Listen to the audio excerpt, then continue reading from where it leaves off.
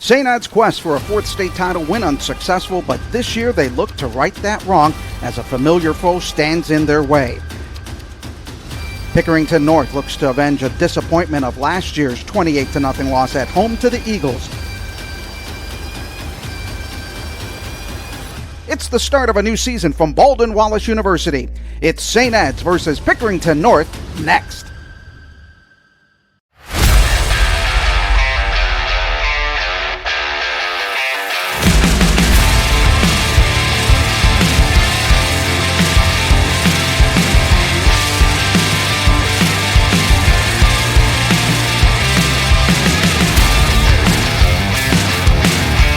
From Berea, Ohio, on the campus of Baldwin Wallace University, the Eagles Sports Network is on the air as you're watching the Olympic Forest Products St. Edward High School Football Game of the Week, presented in part by Franciscus Roofing on the Eagles Sports Network.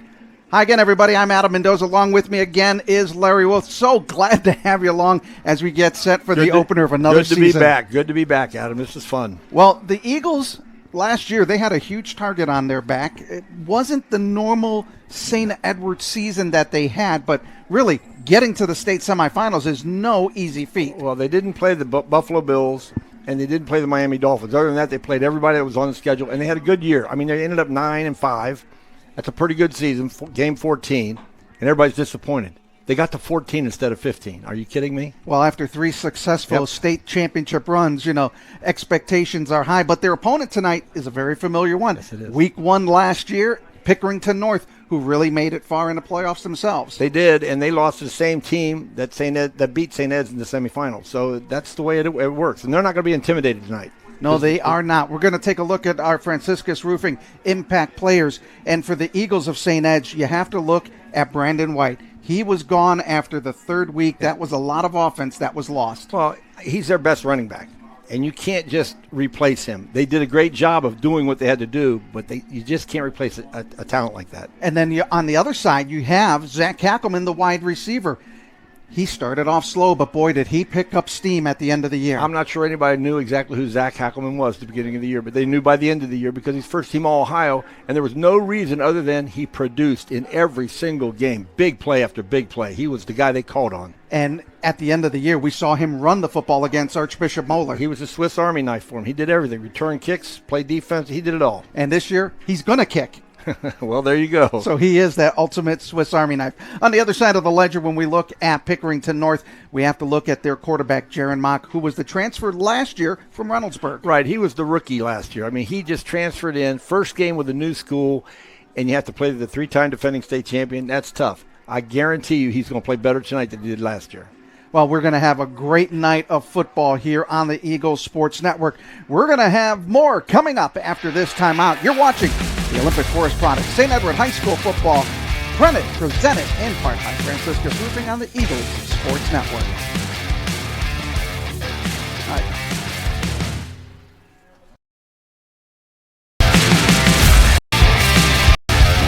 right. Reliable.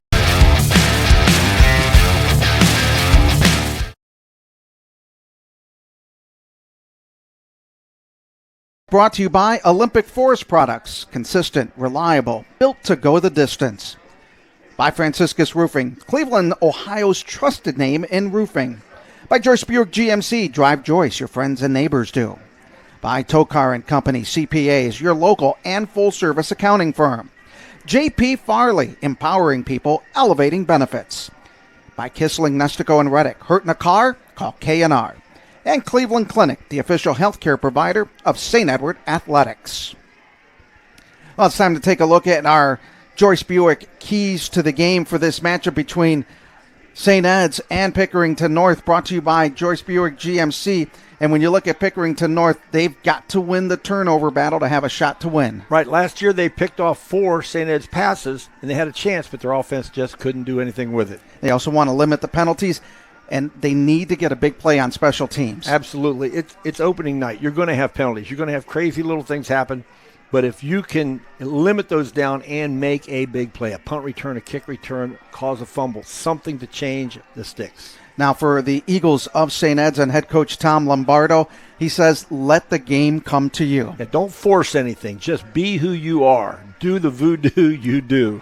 And they want to have great special teams. We've seen last season it was an up and down, Jekyll and Hyde special teams for the Eagles last year. There were moments when we were very, very good and moments we were very, very bad, and that cannot happen. I mean, you're trying to erase the 5-5 and make it 10-0. That cannot happen. And also to play 4 quarters. When you look at the schedule that they have, you cannot take a quarter off. You're getting the best shot from everybody in the state and around the country. It's not their best shot. They're pretty doggone good all by themselves. So the fact that they give you a best shot and they're a great team, that's a double whammy. You better play all 4 quarters. It's time to take a look at our tale of the tape for these two squads. When you look at it from last year, you talked about that 9-6 record. That's a deceiving record. The teams that they played during the regular season, they ended up 5-5, but still made it to the state semifinals. Well, they made it. They were the 5 seed, I believe, and everybody in the division is going, no, we don't want to see the 5 seed because they knew the schedule that St. Ed's played. Both of these teams can really put up points. I mean, Pickerington North 11-4 last year, getting bounced out in the middle rounds of the tournament. Both teams pretty high points, but the defense is going to be a big key for both of them. Yeah, I think talking to Coach Pappas, he wants to limit teams to less than 15 points because he believes the offense can score more than that. So that's kind of important. You look at the rushing yards. Pickerington North has the little advantage. They also have the advantage passing. But it's going to be a different quarterback this year for the Eagles. Yeah, but it's not a different quarterback for Pickerington North, and he is going to turn the Jets on. He can run the football, so it's going to be tough.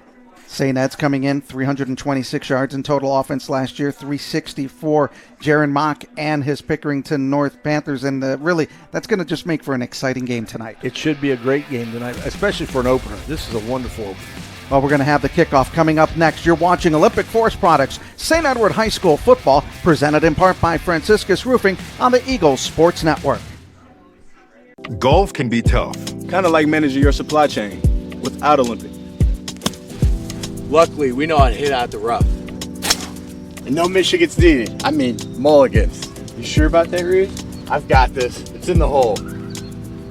Let's go! At Olympic Forest Products, we know that feeling. For over 40 years, we've helped businesses avoid the hazards to sink long putts. Olympic Forest Products. However difficult the shot, we've got your back. Northeast Ohio just experienced a historic storm. Your roof might be damaged even if you can't see it. Franciscus Roofing is here to help. We offer a free comprehensive damage inspection. But we don't just fix roofs. We protect your property. Our impeccable cleanup guarantee means we leave your yard as good as we found it. In fact, we'll refund you $1 per nail for any over 50. We've been serving Northeast Ohio for 33 years and are proud to have over 400 5-star reviews on Google. Call Franciscus Roofing today. Your roof, our reputation. And welcome back to Baldwin Wallace University as we are here at Trestle Field. The Friday night lights in a little bit will be shining bright. Adam Mendoza along with Larry Wolf, and boy, we are ready for the opening week of the 2025 season. It's hard to imagine that it's all going to be over so quick. You know, we're just starting, we go, oh, there's 10 games, you got the playoffs, all that. But if you stop and think, it's 5 seconds of play. That's about 5 minutes a night. That's all you play. 60 plays, 5 seconds. That's 5 total minutes of play. It's hard to imagine how fast it goes when you're doing it. And it takes over 2.5 hours. Yeah. Well, the Eagles are going to get the football first. They will have Hackelman as well as Brandon White back to receive the kick along with Landon Leamer. Yep. It'll be Brandon Fowler kicking the ball off for the Panthers of Pickerington North, and the 2025 season is underway, and it will be the Eagles getting it at the 8. That is Hackelman on the run. He'll get it out to the 20-yard line, and the Eagles will start off in pretty decent field position as we take a look, as this is the opening drive. As we take a look at that offense, Johnny Ivanchik is your starting quarterback. Brandon White and Zach Hackelman, 2 receivers. 2 players out with injuries last year's back. Got to have big games. They have to have big games all season long. And you look at that offensive line, Mason Wilhelm, he's going to play for Bill Belichick over at North Carolina.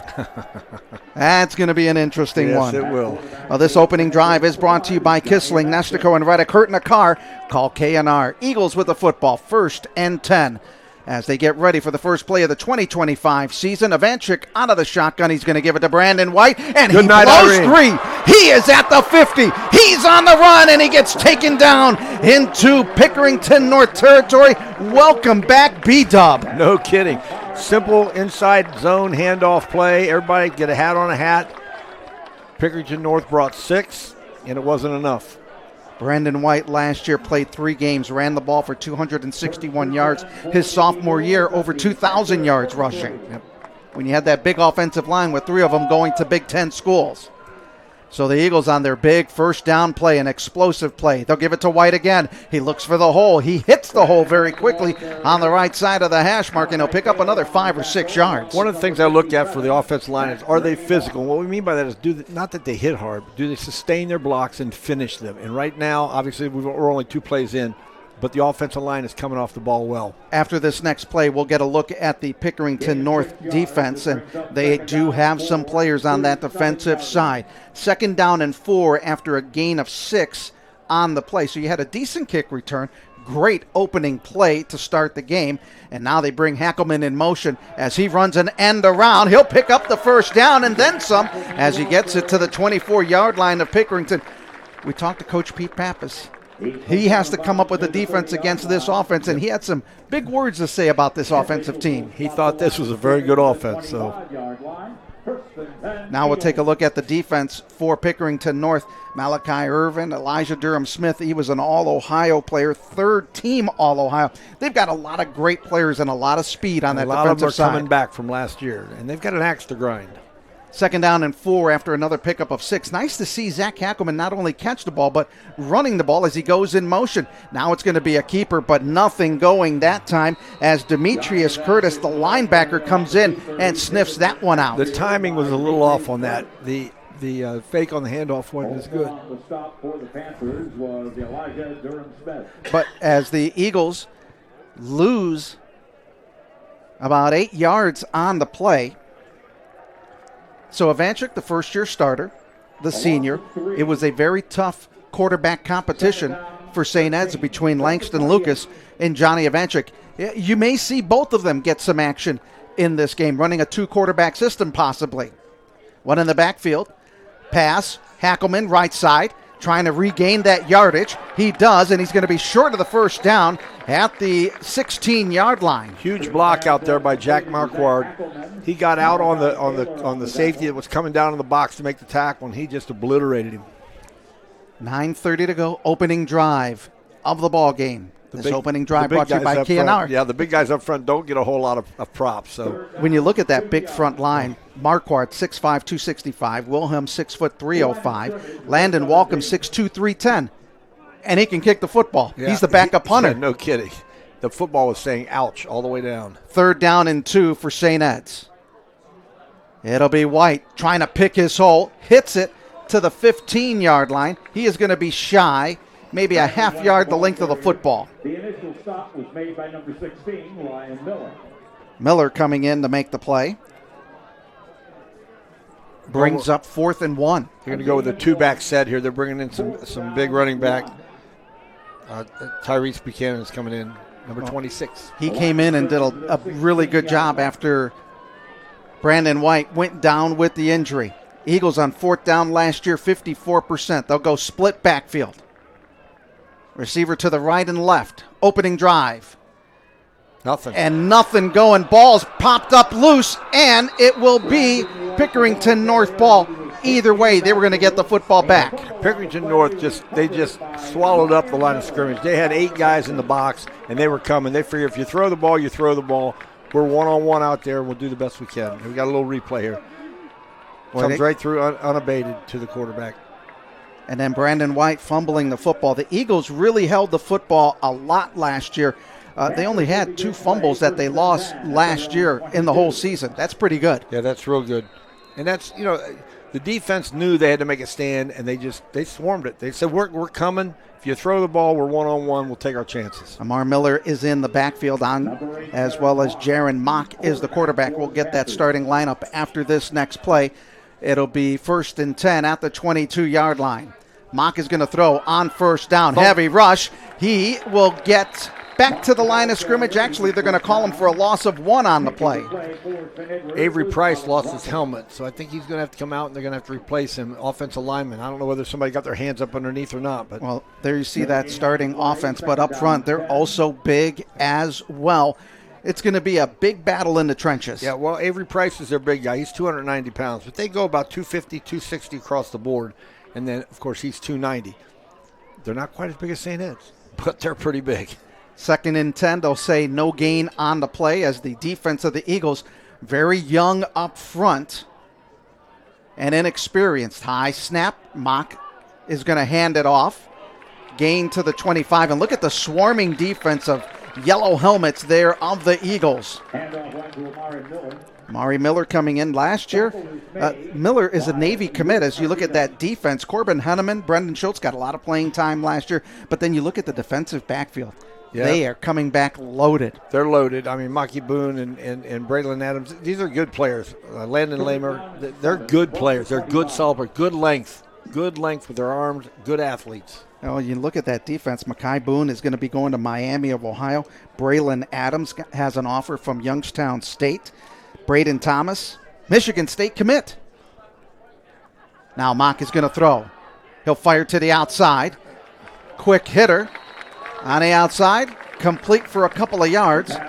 And it'll bring up 4th down. So neither team able to do a whole lot on their opening possession, but that's kind of normal for week one. Week one. And Braden Thomas came up, made the tackle on that play on the sidelines. Great job by Braden coming out of the secondary, making sure he stayed short of the sticks. And here's where we talked earlier in the game. Got to have a big play on special teams.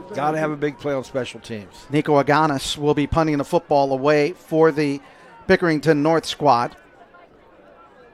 This is the hidden yardage in the game. You know what I mean? If you can get 15 or 20 yards of return yards, it's a huge swing. Brandon White standing back at his 38-yard line to receive the kick. Wobbler calls for the fair catch. He'll get it at the 40-yard line. Decent field position for the Eagles and Coach Tom Lombardo. Well, you got to like that. You took the opening drive at your 20 and you changed field position. You're now at the 40, so that's good. Both of these teams, high expectations. When you look at Pickerington North, they play out of the Ohio Capital Conference. That is a bear of a conference in all the divisions that they have. In all the divisions, in all the sports. I mean, I unfortunately was part of it for 20 years, or fortunately, I should say, was part of it for 20 years.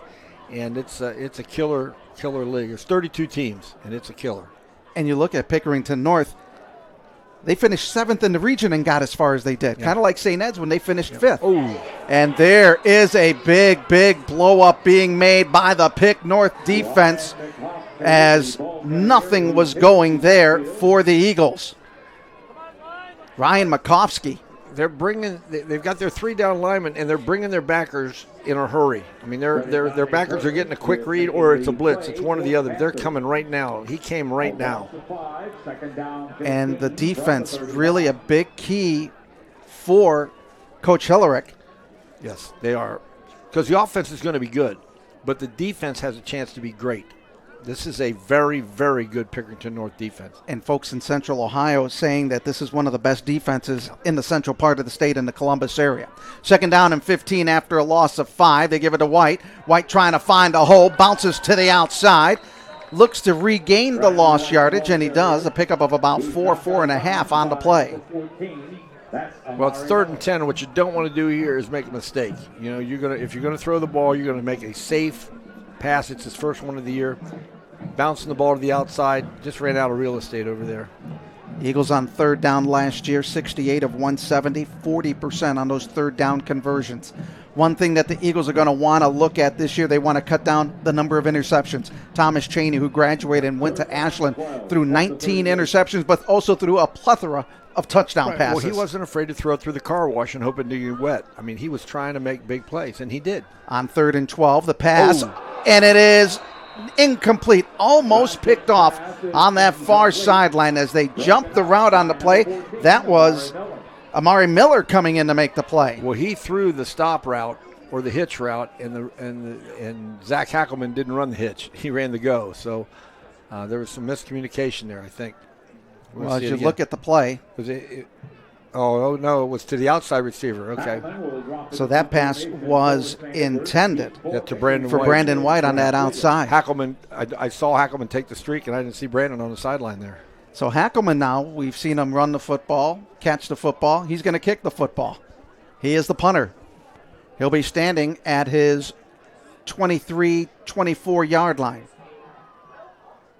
Soccer, rugby-style kick, wobbler off the side of the foot. And Pickerington North is going to get great field position as they will mark it at the 48-yard line. Wow. That's a real short punt. That's a 12-yard punt, 14-yard punt. That is a lot of responsibility for Mr. Hackelman there. And the defense now, they're going to be tested with Pickerington North having pretty decent field position. Well, we talked to Coach Pappas before the game, and he said, our offense hasn't really been stopped. Now, it's going to happen, but, we can't panic if they get stopped. They haven't been stopped in the preseason. They've been stopped on 2 straight drives now, and so now the defense has to step up. All that emotion is out of everybody now. Now they're back to playing football. It's kind of fun. Ball spotted at the 48-yard line on the far side hash mark. Pickerington North will go with 4 wide receivers, 2 to the left, 2 to the near side with a single setback. Mock will bring 1 in motion. That's Marcus Ray. They're going to hand the ball off, and a gain of a yard on the play to the 49 as that swarming defense. Coach Pete Pappas, he really wants that swarming defense. Lots of hats around the football. A lot of hats around. Everybody get to the ball. Get to the ball in an angry mood. 5 minutes. Schultz made that tackle. 5 minutes remaining. Schultz coming in to make the stop last year. Schultz, 9 tackles, had a tackle for a loss. The Eagles last year, 92 tackles for losses, 42 sacks, but they graduated a ton of talent last year. The best programs in the state always graduate talent. 2nd down and 9, and they always reload. 1 in the backfield with a 3-by-1 set for Jared Mock. He'll play action. He's going to run the football. Gets upended, and he's going to pick up the 1st down as he gets to the St. Edward 40-yard line as the tackle being made by Landon Leamer. Schultz had a hand on him. He just couldn't bring him down. This is what I thought Jaron Mock would be able to do to help himself. He has the ability to run the football. And he breaks out of that tackle, gets it to the 40-yard line on the nice pickup there. He's a special athlete. He came over from Reynoldsburg High School to Pickerington North. And again, last year was his first game new school, first game big time, program against St. Ed's, and he looked nervous last year. He doesn't look nervous this year. He was going to go into the Big Ten, but then they had a shakeup in their coaching staff and committed to Bowling Green. 1 in the backfield, handoff. They'll give it to Andrique Thomas. Thomas will get it to the 36-yard line. It'll be up 2nd down. Is a little misdirection there. Yeah, and you're seeing the Pickerington North line start to come off the ball a little bit. So this is going to be a heavyweight slugfest. I mean, this is not going to be a first quarter blowout kind of thing. This is going to take all 4 quarters. You're going to have to play good football. And that front 4 for the Eagles, 2 juniors and 2 seniors. Herneman and Dubinsky, the juniors. Schultz and Crocker are the seniors. And again, they're going to have to come up and play some big moments at that offensive line and really just kind of put Pickerington North in a stoppage situation. Yeah. Put them in a 2nd and long instead of 2nd and medium. Here comes 2nd and 6. High snap. Mock is going to get back to the line of scrimmage and then some as he crosses the 35, close to the 34-yard line. That had the potential to be a big play, and it turned out to be a gain. And, that can't happen. Instead of losing 5, he gained 3. That's an 8-yard gain if you think about it. And that's a big, big play. Yeah, that's a big difference. Sure. It's an 8-yard gain. It's instead of losing 5, you gain 3. 2:30 to go in the opening quarter. Still no score between these two teams. Week 1 of the high school football season in the state of Ohio underway. Pickerington North, 3rd down and 4. They are 0 for 1 on 3rd downs today. Mock shotgun, play action, looking for single coverage, and good defensive play there being made by Makai Boone, the Miami, Ohio commit. St. Ed's has to have that kind of defense from Mekhi Boone. I mean, he is an outstanding player. He gets his hands on the receiver right here, but he turns, plays the football. Outstanding defensive play. 2 minutes remaining here in the opening quarter, and that's what this defensive backfield is going to be tasked to do. I talked about that length. He elevated, and he has long arms, and he made a play on the ball. 4th down and 4 for the Pick North Panthers. And the Eagles are going to call timeout. With 2:03 to go in the opening quarter, we'll take this timeout. You're watching the Olympic Forest Products St. Edward High School football game, presented in part by Franciscus Roofing on the Eagles Sports Network. Bettering lives is what you live for. You treat setbacks as a chance to come back stronger and create new ways to move past injuries. See how we're advancing orthopedic care at Cleveland Clinic today. Welcome back as it'll be a 4th down and 4 for the Pickerington North Panthers. There you see that Eagles defense talking it over. You're in that huddle. You're listening to Coach Pappas. And you're a coach. What's going through your head? What do you tell your players? Well, it's partially why I'm up here in the booth now, and I'm not coach. What you're telling them is, listen, do what you do. Read your keys and fly to the football. It is 4th and 4. Fly to the football. And then, I got to believe this is going to be some kind of misdirection handoff, quarterback keep, with the lead blocker wrapping around.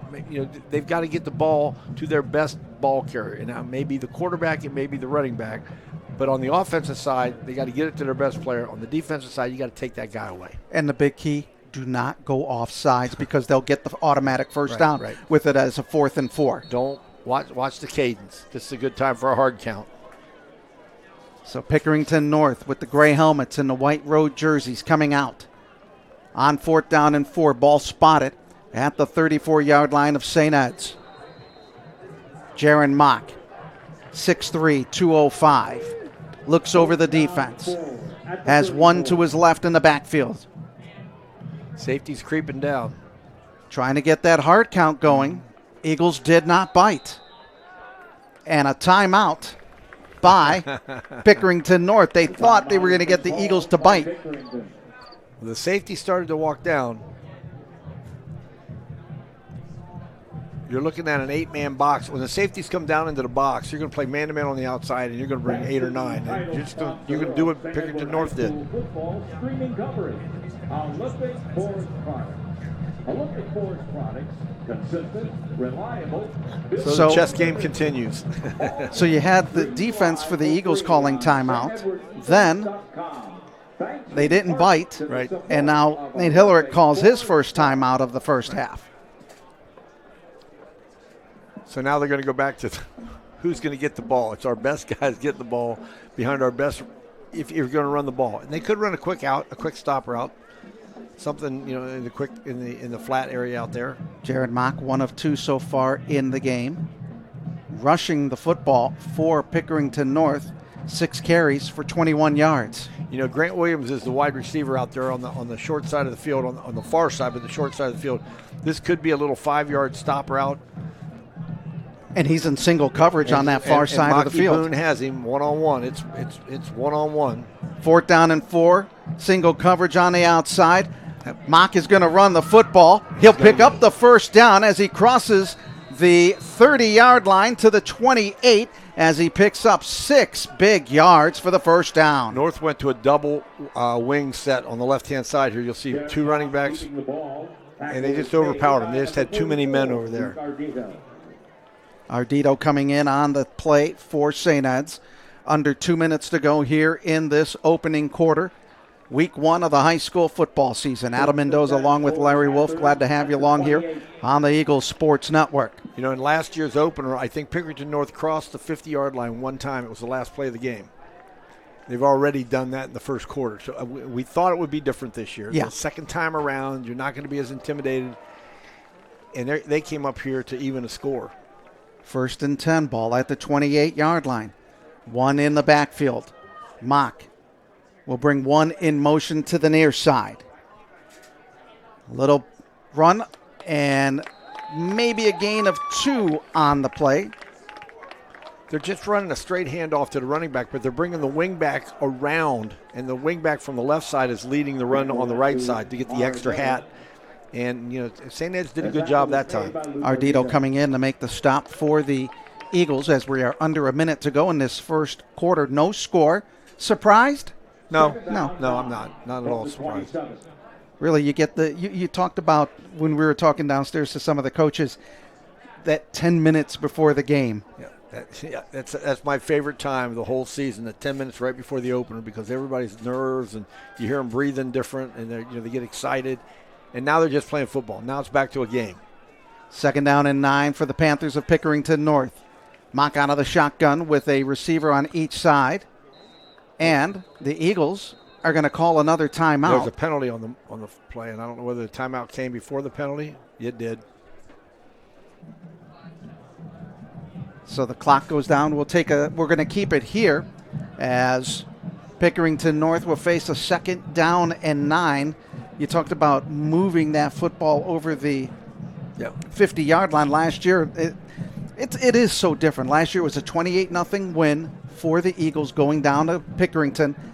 You talked about it. They came out. They were the defending state champions. They had a lot riding. They're, big players, big program. And it was huge for Pickerington North to step up and play that as an opener. When you play in your league, you know everybody. When you play out of your league and you're playing the 3-time defending state champion, it's a little different. In Pickerington North last year, literally looked nervous. They looked not scared, just nervous. Like, what did we get ourselves into? Well, that's not the case this year. No, they're coming in very confident. They feel they can play with these guys. Listen, they played with Liberty. They play a tough schedule too, and Liberty beat St. Ed's, so that gives them some confidence. A team in their own league won the state championship last year.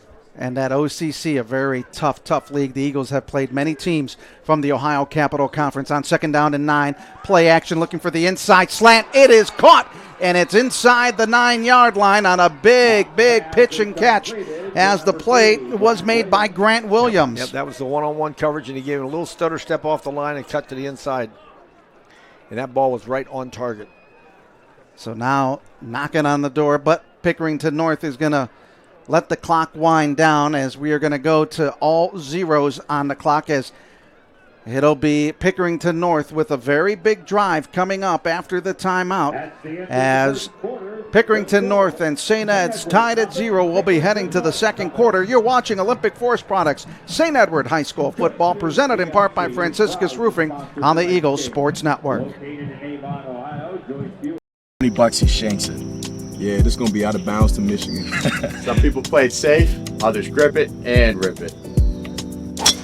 That's why I call long drive right down the fairway. Just like Olympic. Long reach, no shortcuts. For over 40 years, Olympic's been hitting it long and straight, delivering dependable, high-quality pallet solutions with national coverage and local service. Fairways and freightways. Keep it straight, keep it consistent. Olympic Forest Products. Consistent, reliable, built to go the distance. Northeast Ohio just experienced a historic storm. Your roof might be damaged even if you can't see it. Franciscus Roofing is here to help. We offer a free comprehensive damage inspection. But we don't just fix roofs, we protect your property. Our impeccable cleanup guarantee means we leave your yard as good as we found it. In fact, we'll refund you $1 per nail for any over 50. We've been serving Northeast Ohio for 33 years and are proud to have over 400 5-star reviews on Google. Call Franciscus Roofing today. Your roof, our reputation. Welcome back as we get ready for the second quarter of play. And boy, the Pickerington North Panthers had a big play to end that first quarter. And it was just a simple route right there. Underneath on the coverage. A slant with an out of the slot. I mean, that pass pattern is as old as I am. All right, maybe it's not quite that old, but it's pretty old. I mean, it's a basic route. A slant and an out, and he hit him right on the numbers. Pickerington North 2 of 3 for 11 yards in the game. As we get ready, 1st and 10 at the 12-yard line. They're in the red zone. One in the backfield, tight end to the left. Here comes the blitz. Mock. They got him. Gets him, and he's taken down at the 13-yard line. A good play there being made by Colin Crocker. Crocker came in unobstructed. I mean, he just blew through the line. It was no big deal. Here he comes. You can see him coming right there. Boom. Right off the edge. They had the linebacker picked up by the running back, but there's nobody to pick up the defensive end. So it brings up a 2nd down and 12 underway here in the second quarter. I can't wait till it gets a little bit darker so we don't have the sun in the shade, because it's a little difficult to see some of the numbers from Pickerington North. You're not kidding. That silver on white's tough to see. They need a little darker outline there. We know we can see number 8, Jaron Mock, as he's going to roll out. He's going to pass underneath, and it goes incomplete. Good pressure there by the defense of St. Ed's. And it was a good overthrow by Jaron Mock because nobody was open. He would have had to throw it low and outside to have a chance. Mock last year threw for over 2,600 yards, 23 touchdowns, and 4 interceptions. 11:02 remaining, second quarter.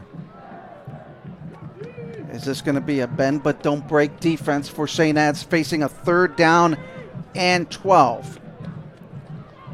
0 for 2 on 3rd down conversions for the Panthers of Pick North. Single coverage on the outside at the top.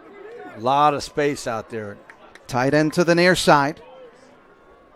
Mock is going to hand it off. He's going nowhere. And nothing there, leading the way. Landon Leamer coming in to make the initial hit. Yep. He's brought down by Landon Leamer. But we're going to have holding on with the penalty. Holding on Pickerington North. Will they take There's it? a penalty marker on the play. I don't know. It'd be 4th down. They're going to kick the field goal from there. If you take them back 10, if they don't make the play, you got a chance to not kick the field goal. Joe Horosco is our official. They're going to decline. They'll decline the penalty, and it'll bring up a 4th down. That's probably a lot of respect for Jaron Mock, because knowing that on 3rd down he's going to throw the football and you're going to have to bring some pressure. Brandon Fowler will be out to kick the field goal. Last year, he was 6 of 8. Yeah, that ball was lined up outside the hash. Now, we're on a college facility. The Goalposts goalposts are narrow. Yep, they are narrower. They don't change them. You just have to play with it. That's the way it is. All right-footed kicker. Out of the hold is Ethan Zananiri. High snap, brought down. Bad snap. Eagles going to get the advantage, and the Eagles hold as the defense comes up big thanks to a bad snap. The ball hit him right in the hands, though. I think when we look at this, I think he trapped it against the ground. I think it was a good snap. I'm not sure. We'll have to see it if we can get it on replay. It'd be great. I don't know. It doesn't really matter. It was a bend and don't break situation, and they didn't break. So the Eagles will get it. 1st and 10 after a big threat of a drive by Pick North inside the red zone. Yeah, in the red zone. Yeah, it looked like he got it in his hands and trapped it against the ground. First game jitters. First time you got a hold. The lights are on. It's Friday night. It's not Saturday morning on a scrimmage. It's Friday night. A little different. Brandon White in the game, 46 yards. His longest run, 37 to start the ball game. Hackelman in motion to the far side. Ivanchik is going to look to throw. Screen up the middle. He's got some blockers. Brandon White out to the 15, 20. What a move as he gets out to the 24-yard line. Forget the move. Mason Wilhelm did a fantastic job of blocking in front of that. Mason Wilhelm, the North Carolina commit. 70. You'll see number 70 coming into the picture right here. He's inside, he's outside, he's back outside. There you go. That's and was good enough not to get the hold. Stacked up 3 of them. Oh, when you work out with your father. Yeah, that's right. Matt Wilhelm, yep. Ohio State Hall of Famer, yep. NFLer. You're going to learn some technique. Well, if you don't, you may not get to your 18th birthday. 1st and 10 for St. Ed's on the move. Play action, Ivanchik throwing it. Almost intercepted. That pass could have been picked off by Dante Curtis. He threw to the wrong man. The wide receiver, number 87, Joe Moore, was wide open. Well, the tight end, I guess you'd call him, was wide open here on the sidelines. He just didn't see him in this sea of green. He couldn't find him. So it brings up 2nd down and 10. Ivanchik so far, 2 of 4 for 23 yards. Longest pass, 12 yards. Hackelman will come out as the receiver on the numbers to the near side. They'll send 3 to the far left. Brandon White in the backfield, and we've got movement all over the place. place. Both ways. Penalty markers. It's offsides on the defense, yep.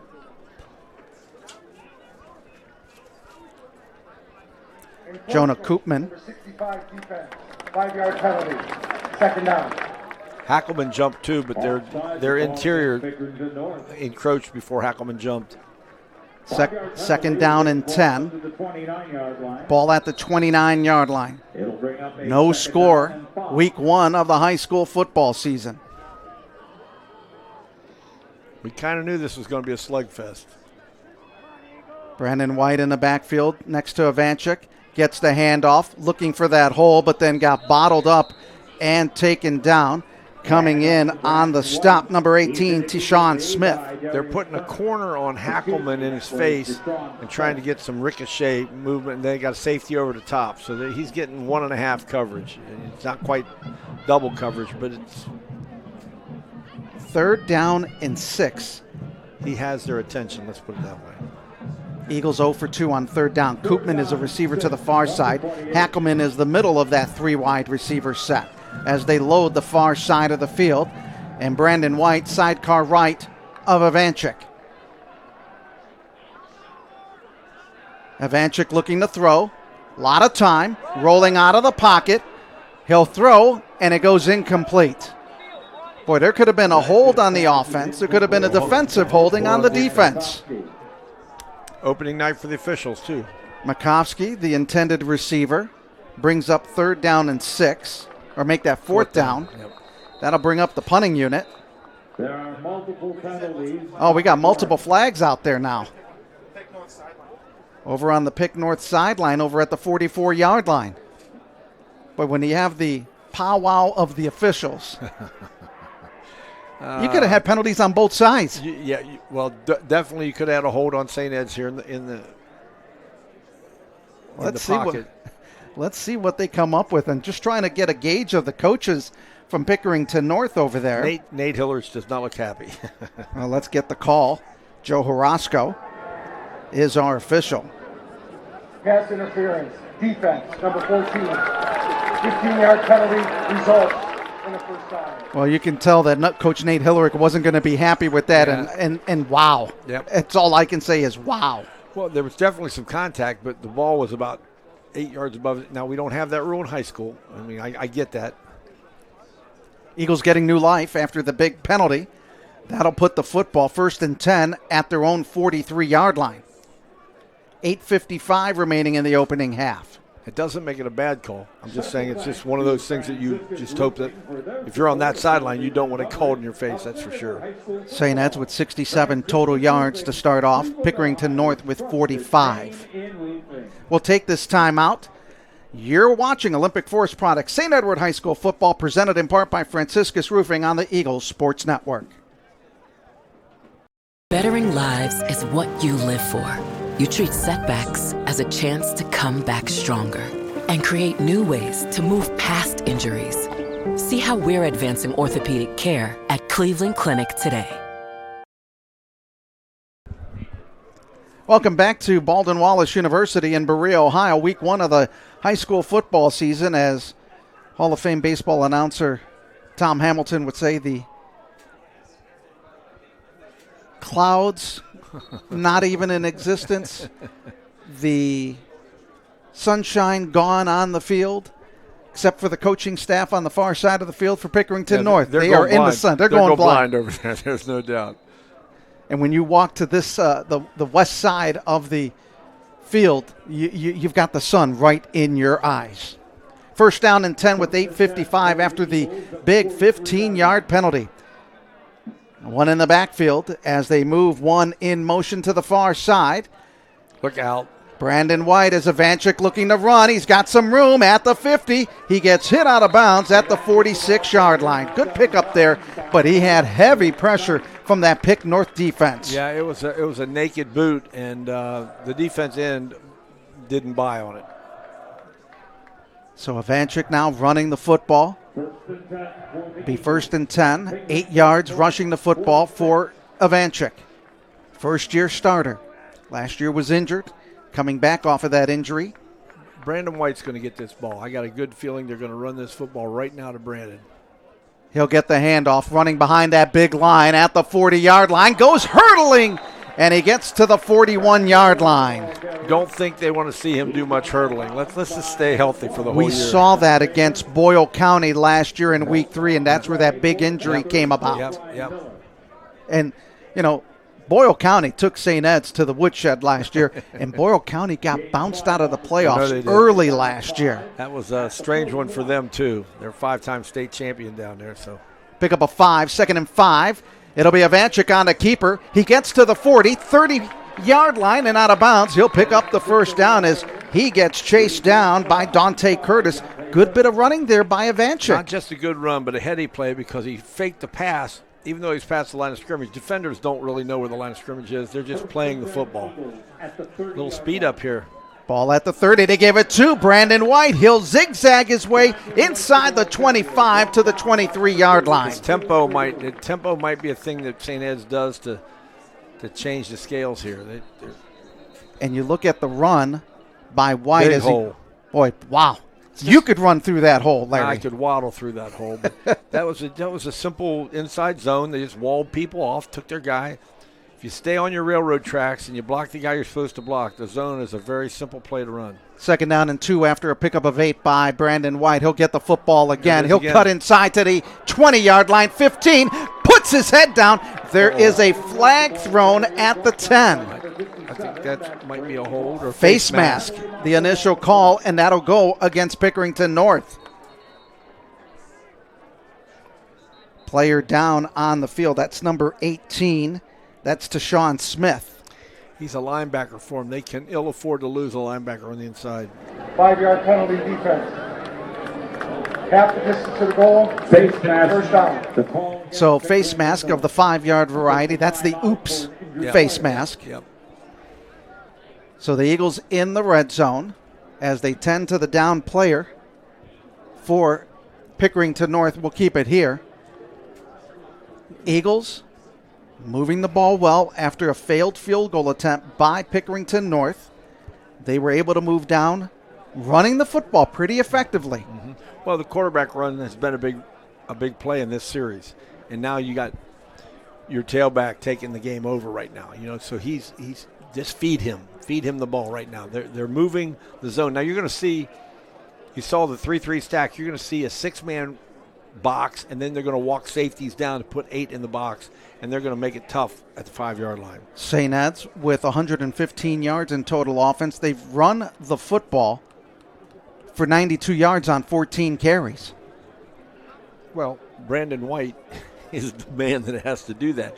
But if the quarterback, Ivanchik, can just pick up 25, 30 yards in a game, that's going to help because it keeps defenses honest. Brandon White, 7 carries, 71 yards. Ivanchik, 3 carries, 19 yards. And the good thing is the downed player, Cramp, it looks like, for Pickerington North. And at this time of the year, what do you tell players?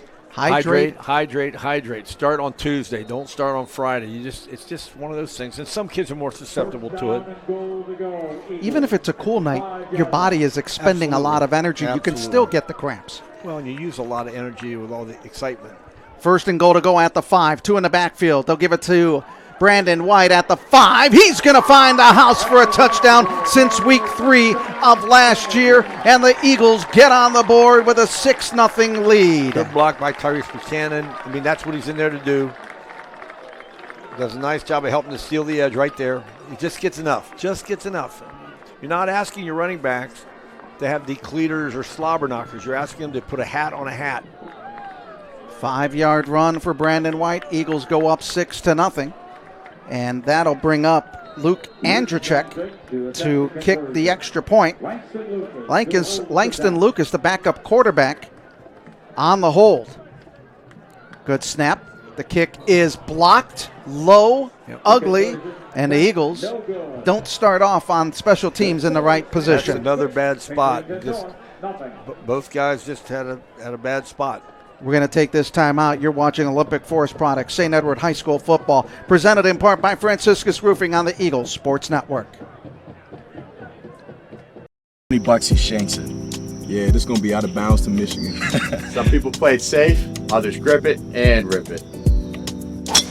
That's why I call long drive right down the fairway. Just like Olympic. Long reach, no shortcuts. For over 40 years, Olympic's been hitting it long and straight, delivering dependable, high-quality pallet solutions with national coverage and local service. Fairways and freightways. Keep it straight, keep it consistent. Olympic Forest Products. Consistent, reliable, built to go the distance.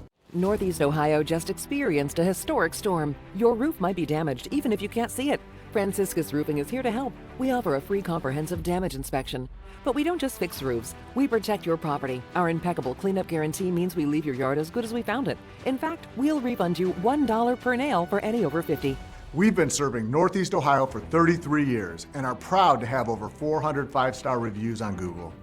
Call Franciscus Roofing today. Your roof, our reputation. Well, that was an 88-yard drive on 10 plays for the Eagles. That took 2 minutes and 38 seconds, capped off by Brandon White's touchdown. Last year, he only had 3 touchdowns before he went down with that injury, as this kick is into the end zone by Jonah Koopman. And Pickerington North will start at their 20-yard line. Good drive by the Eagles. Real good drive. Couple key plays. The quarterback run down the right sideline was key, and the pass interference was key.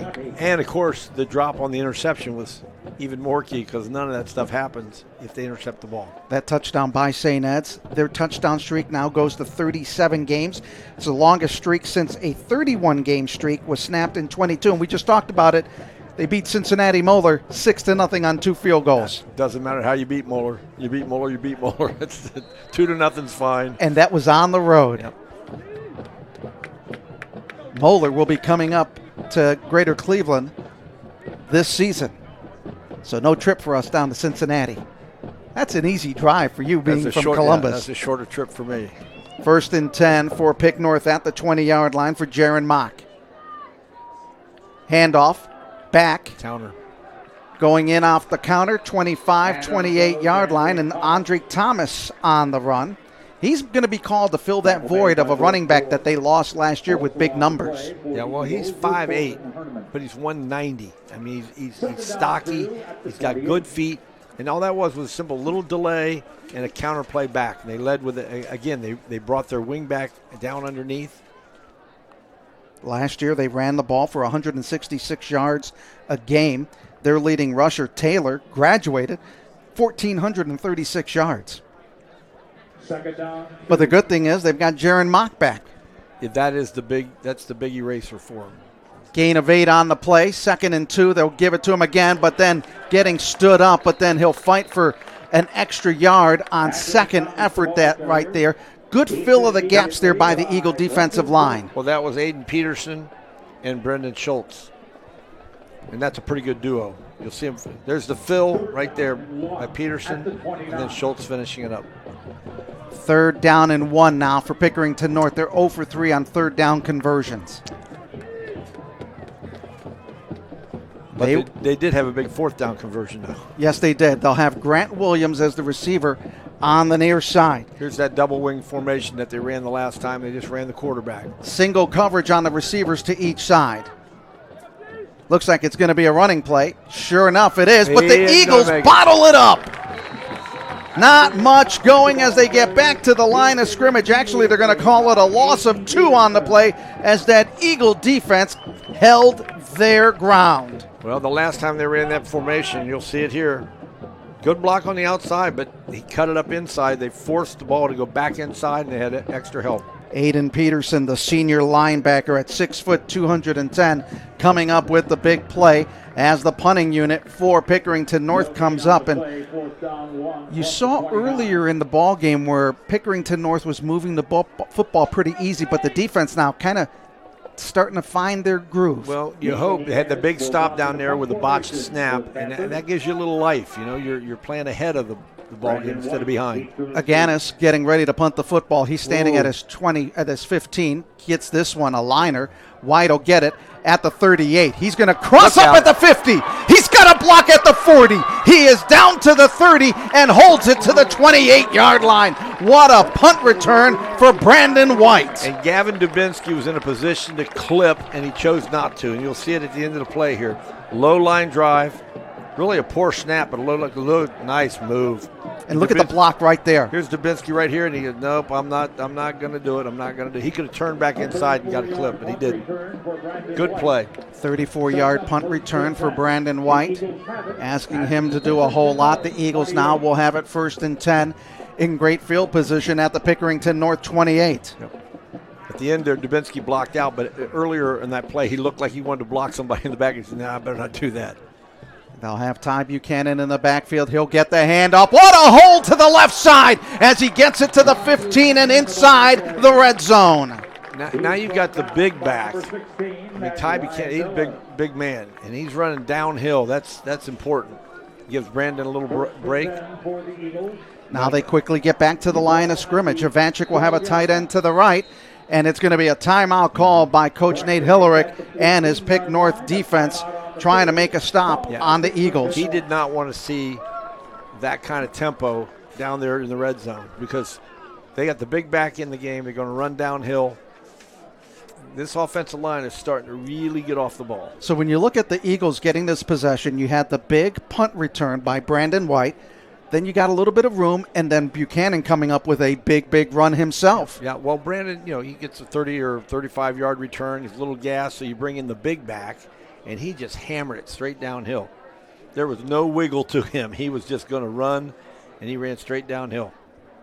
So the Eagles now will have a 1st and 10 at the 14-yard line as they're in the red zone. Last year in the red zone, St. Ed's 84%, 41 of 49 when they get inside the 20-yard line. Yeah, and again, when you're playing the kind of schedule they play, the other teams are going to have great goal line defenses. They're going to have good red zone defenses, so they're going to be able to stop you. So that's a tribute to last year. But you know what? This is a whole new ball game this year. Whole new group of guys.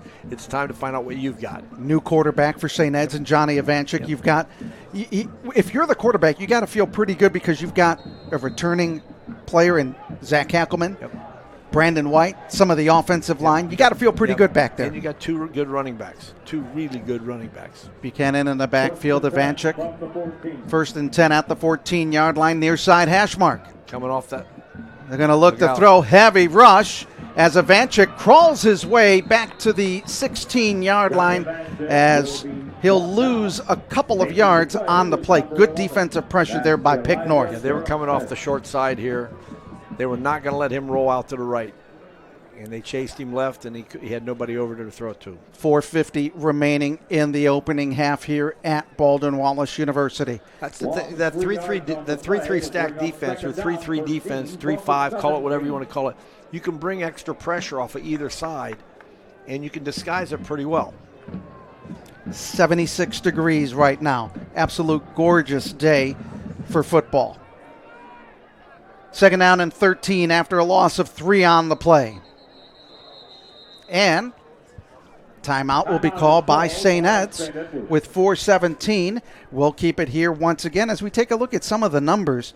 St. Ed's with 131 yards in total offense to 54 for Pickerington North. Pickerington North at one point in their second or third possession, they were in looking to score. Oh, absolutely. They had the ball inside the 10 and a big play to sack the quarterback, set them back out of there, and then they couldn't get it. And then they botched the snap. And when you botch the snap, those 3 points don't seem like they were huge, but momentum-wise, they're real huge. And now it's only 6, so it would be 6-3, and it's a whole different feel. Now St. Ed's can put a hammer down. Kicker's not having a good day, field goal or extra point. St. Ed's missing on an extra point. Yep. Pickerington North missing on a field goal. St. Ed's rushing the football so far 17 times, 108 yards. Pickerington North just 12 carries, 37 yards. Yeah. Well, their big play capability comes out of their quarterback. I mean, Jaron Mock he's the real deal. And Mock is 3 of 5 for just 17 yards throwing the football today. Well, you got great corners. manning up, and they're saying, we don't think you can get open. And maybe you can, maybe you can't. The big slant route was open. So it brings up 2nd and 13. Makovsky and Hackelman are the receivers to the left side. Joe Moore is the tight end to the near side. Koopman is the receiver on the numbers to the near side. Brandon White back into the offense. Play action. Looking to throw. Heavy rush is Ivanchik getting chased. He's going to run it to the 15, looking to the 10, and he'll wisely get out of bounds. Let's see if he found the marker to get the first down. He's out at the 6. So it looks like he is going to get. No, he's going to be short, I think. Yeah. He's going to be short by 1. 4:07. Eagles looking to punch it in again. Yeah, a long one. Almost a little short of 2. Talk about being chased He was really on that outside. Looked like he had hubcaps under his arm and he's being running from the cops. You know, he was running for his life. 3rd down and 2. Once again, Eagles go with a 2 running back backfield. They usually run it right here. They're going to give it to Brandon White. He runs to the right side. He gets inside the 5, dives over, and nope, no, short. They're going to say the knee touchdown at the 1.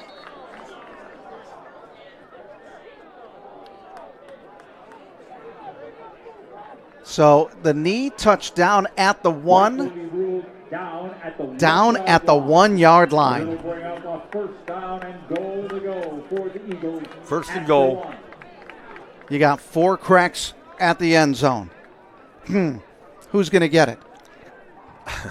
I'm giving it to my best running back. I'm sorry. He's going to get the ball. They'll break the huddle. Brandon White. Yep. Oh, they're going to go with the split backfield. Yep. Ivanchik in the middle of that split backfield. Oh, you can't do that. And the Eagles move, and on the move was Jamal Mennerfield, the 6'1 senior. So that instead of having 1st and goal to go at the 1, it's now 1st and goal to go back at the 6. Yep. Which gives the defense of Pickerington North a little bit of room to work with. Yep. It's a big break. Penalty will move the ball to the 6-yard Still line. run the same play. First down and goal They've been running this play to the right. Hackelman is the receiver on the right-hand side. Following Ty Buchanan. Joe Moore, tight end to the right. Now they give it to Buchanan. He'll run up the middle, then back to the right, and he'll get it down to the original line of scrimmage, back to the 1 after a gain of 5. I think they're going to mark him a little farther out than that. Looks like maybe the 2. Yep, he's going to be at the 2. So a gain of 4 on the play. Close enough. Close enough. Listen, if you can't get it in from the 2, you got problems. You got problems. 2nd down and 2, 30 seconds left on the play clock for the Eagles, 3:10 on the game clock. They flipped the running backs this time. They flipped them. Ty's on the left side. And Brandon White is on the right. Here comes the blitz. It'll be Brandon White. He'll get over easily for the 2-yard touchdown, his 2nd of the game. White on the 2-yard touchdown gives the Eagles a 12-0 lead. Now, will they go for it? Yeah, the question is, do you go for 1 or 2? Well, he just barreled his way in there for the touchdown. He's got to feel pretty good. Yep. Coming back from that injury, worked really hard in the offseason to get to where he is today. It's amazing, the conditioning of these kids. I mean, you got a severe knee injury like he had, and they just come back like it's nothing. And he credits former Eagle Jordan Castleberry, the running back from a few years, of helping him get ready for the season and really working him as hard as he can. And the Eagles are going to go for 2. 2-point conversion attempt. Ivanchik looking, corner. Hackelman comes up with it. We're waiting for the call. Out of bounds. Yep. He got pushed out. Good defensive play there by Pick North in that corner. They had dual reception. They both caught it. It's a dual reception. You'll see it here.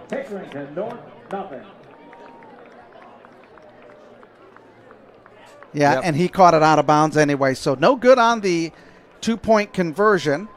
And it is a 12-0 lead for St. Ed's. Now, this is a big 2 minutes 57 because Pickerington North has no timeouts left. St. Ed's only has 1 timeout left. But if you can get the ball on the short side of the 50, it could be a very important last 30 or 40 seconds of this half. That drive by the Eagles, 6 plays, 28 yards, 2 minutes and 26 seconds. So they're scoring drives under 240 apiece. Yep.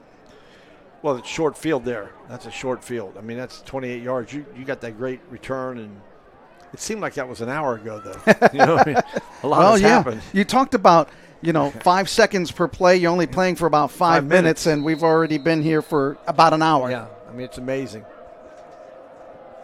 Koopman kicks this one. He booms it into the end zone again. 2 touchbacks. That's a defensive coordinator's dream of having those 20-yard starts. It's a special teams coordinator dream, too. You have to worry about your kick return. Now you just got to work on the field goals and extra points. Well, I wonder if the National Federation will ever change that rule and let them run it out. I mean, you just wonder why they don't. It will be amazing. They've made some rule changes. Yep. They're trying to get with the times. And I understand the safety aspect and all that, but. Well, and when you go to the upper levels, especially in the NFL, the kickoff is. It's almost a non-play. Yeah. Almost. Might as well go back to the old XFL days where you put the ball at the 50-yard line and you let 2 guys go at it. Go at it, yeah. Remember the XFL. The original XFL. Yeah. Not the new and improved XFL. Whatever that is. I think Columbus may be getting a football team in the XFL or UFL, whatever they want to call it. 1st and 10 at the 20. Handoff. Running back. And that one looks like a rugby scrum as the Maul gets to the 25-yard line. I called a few rugby games this past spring, and you give those guys credit because they're doing the same thing but without pads and helmets. Well, we're not talking about brain power, though, either. I mean, they've been hit in the head a few too many times. Gain of 6 on the play. Although they actually do a pretty good job of keeping their head out of those things, but they're amazing athletes. Those guys they're a little different breed. Amari Miller picking up 5 yards on the play. Miller on the day. 3 carries, 9 yards. 2nd down and 4 as the clock winding down to 2:10 here in the first half. 1 in motion to the near side. Run to the outside, trying to dive his way to the 30. He'll be short of the first down as they'll mark him at the 29-yard line. Miller again on the run. If St. Ed's holds here on 3rd down, they'll use their last timeout, I think. It'll bring up a 3rd down and 1 at the 29. Ball at the 29-yard line. Grant Williams will be that receiver on the near side as they look over to the offensive coordinator for that big 3rd down play. 0 for 4 on 3rd down conversions. Well, the last time St. Ed stormed the castle, so let's see if they do that or if they just are willing to let them. 2-by-2 set. Oh, they botched that play into the backfield and and the Eagles will call timeout after the botched play. And we'll take a look at it. Just a slip. He just fell down. The defensive cover for St. Edward was Aiden Peterson. Oh, they tripped over each other. Yeah. Big break for the Eagle defense. They call timeout with a 4th and 4 and a minute 21. Well, the last time they punted, 2 things happened. It was a very bad snap. The ball came back, was not a spiral. It looked like a wounded duck. You might, if you're St. Ed, you might think about, do we want to block this? The second thing is we also had a great return. All right, let's not block it. Let's get a return. So, as the coach, you got to make those decisions. If you do go to block it, and you just can't rough him, obviously, but if you do go to block it and you do rough him, worst case scenario, they're going to get the ball at the 40-yard line, give or take, and they still don't have any timeouts left. So it's tough to run a 2-minute offense without timeouts when you have in high school when you got to go 60 yards. Loss of 3 on the play. Now it's Zach Hackelman to receive the kick. He'll stand at his 38-yard line. We saw what he can do last year in that game that he had of a lifetime against Cincinnati Moeller. 4th down and 4 as Aganis getting ready to punt the football. Feet at the 12. High snap, brings it down, gets it away. Hackelman will get it at the 38. Cuts up the middle to the 50. Getting out chase. Oh, it's going to be a horse collar at 15 on the play. I think every official threw a flag. Well, when Zach Hackelman is running towards the 40 and his shoulders are back at the 45, there's a horse collar there. That was a pretty easy call. So it'll be first down, tack on another 15, and still a good amount of time. They'll be at the 28-yard line going in with a minute 10, and they have no timeouts left, but you don't need them because you're on the short side of the 50, and you can always throw the ball away. Should be at the 28. So another costly penalty. That is the third penalty for Pickerington North for 24 yards. All right, so it was at the 44 where they called it. It's at the 29. Now you got to move the ball inside. Okay, they got it on the hash. Moves the ball inside the 30. So inside the 30 to the 29. 29-yard line. First and 10 Eagles. Eagles will send 3 receivers. They'll put the tight end Moore as the middle of the 3 wide receivers set to the left side, along with Makovsky and Koopman. Zach Hackelman, he'll be in double coverage, almost triple coverage over here on the near side. Brandon White, Ivanchik has looked to run up the middle on the quarterback keeper to the 20. Oh, we got a hold. We're going to have a holding call against St. Ed's. That'll stop the clock with 1:05, holding the initial call against the Eagles. That'll be just their second penalty of the ball game. Jack Marquardt. First down. So it'll be first down and 20 for St. Ed's as they move the ball back to the 39-yard line. Well, that makes it a little bit more difficult. And a little bit offensive. You know, last year you had Thomas Cheney. He wasn't afraid to throw the football at all. He had a very strong arm. Will they go back to the run? They do. Back to Brandon White. Up the middle. He got hit by one of his linemen. Crosses over the 35-yard line down to about the 33. No timeouts remaining for the Eagles. Actually, either team with no timeouts. Eagles need to go in a little bit of a hurry-up offense. They need to spot the ball. Where the officials taking their sweet time to spot the football. 38 seconds remaining in the first half. Eagles up 12-0. Ivanchik awaiting the shotgun snap. Looks, throws. Brandon White getting it, and he gets out of bounds. That'll stop the clock with 36 seconds as he gets it inside the 30 to the 28-yard line. Well, we're going to find out if they have a field goal kicker, perhaps, because right now it would be a 45-yarder. And talking to Coach Corcoran, the special teams coach, he's like, that might be just out of the range of their field goal kicker. Then you better either run this ball or complete a pass and maybe get a first down here. Third down and 9 for St. Ed's. Ivanchik on a half rollout. Got him open. He's got Hackelman, and he overthrew him, and he was wide open on that far side of the field. They ran a double out route there, and they had both receivers were wide open. It'll be 4th and 9 at the 28-yard line. Why not go for it? You got to go for it. If you don't think you can kick the 45-yarder, you got to go for it. Milkowski was open, and so was Hackelman, both of them. They could run the same play again. They were both wide open. The marker and the first down to get is at the 20-yard line. Empty backfield. 3-by-2 set as they've got Hackelman and White as the receivers on the near side numbers. 3 to the left. Watch for the heavy rush by Pickerington North. Nope, rushing 3. Got him open. Pass is caught, and the Eagles trying to get back to the line of scrimmage quickly. They pick up the first down as they run to the line of scrimmage. You can spike the ball here. Clock stops when they set it. Now it's on the run. It's down to 12 seconds, and they spike the ball. That will spike the ball to stop the clock. That'll stop the clock with 10 seconds. Boy, that was a... Did the clock stop? That's an incomplete... Well, look at the pass there. Yeah, that's great catch. Ooh. Boy, he got twisted up like a pretzel on that play. But it seemed like there was 26 seconds when they snapped the ball there, something like that. And it took a lot of time. Yeah, you're down to 10. I don't know how it took 16 seconds. That's one. Moore and Hackelman, the receivers to the left. Koopman and Makovsky to the right. This has to go into the end zone. Looking for the corner. Yep. Coming up, not able to complete the pass, and the reception was intended for Hackelman with 5 seconds left, but the Eagles in a better position to kick the ball as we look at the play again. Not a lot of real estate on that side in double coverage. And you're going to run the fade route, you can't get pressed out of bounds. You have to stay inside. You have to give the quarterback a chance to throw it. No, we're going for it. 3rd down and 10 with 5 seconds. They're going to have to make it a quick play. They cannot really run too long on this. No, I don't know if they can get 2 plays off here.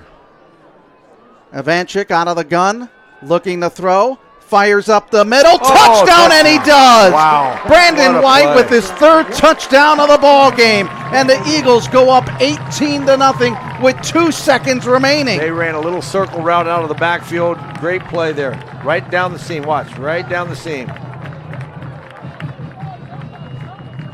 And you thought they couldn't get that with enough time. Well, I wasn't sure they'd get 2 plays in. They only had 1 second left, and if it would have been incomplete, it would have probably run the clock out.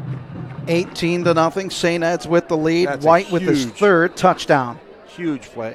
How about we kick an extra point here? Well, let's see what happens. Out of the hold of Langston Lucas. Kick is no good now. Narrow goalpost. That would have been good with Absolutely. with the high school regulation goalpost. That would have been good.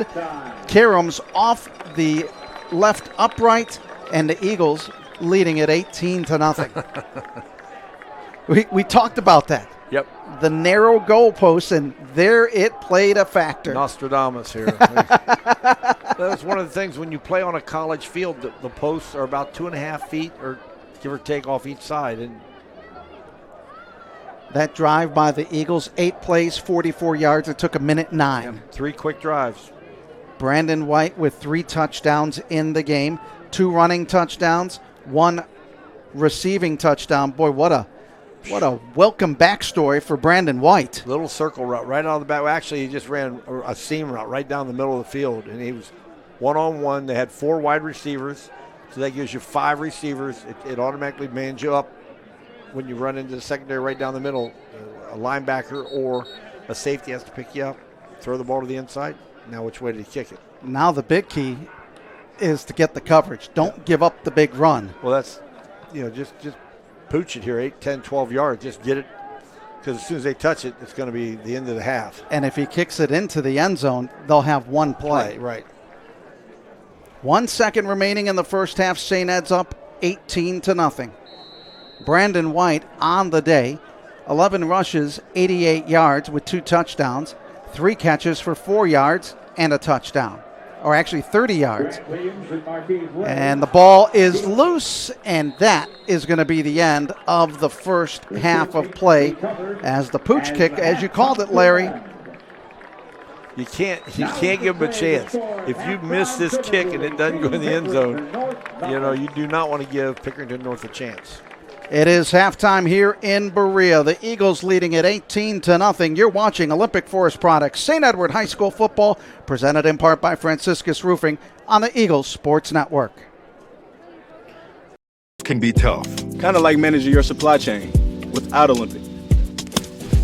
Luckily, we know how to hit out the rough. And no Michigans needed. I mean, mulligans. You sure about that, Reed? I've got this. It's in the hole. Let's go! At Olympic Forest Products, we know that feeling. For over 40 years, we've helped businesses avoid the hazards to sink long putts. Olympic Forest Products. However difficult the shot, we've got your back. Kissling, Nestico, and Reddick dominates as Ohio's powerhouse personal injury law firm. For 2 decades, K&R has been relentless in our pursuit of justice, battling the big insurance companies and securing some of the largest settlements in the Buckeye State. We forged our way to the top by taking on the toughest cases and treating every client like they're our only client. Hurt in a car? Call K&R, Ohio's largest injury law firm, at 1-800-HURT-NOW. When bettering lives is what you live for, you treat setbacks as a chance to come back stronger and create new ways to move past injuries. See how we're advancing orthopedic care at Cleveland Clinic today.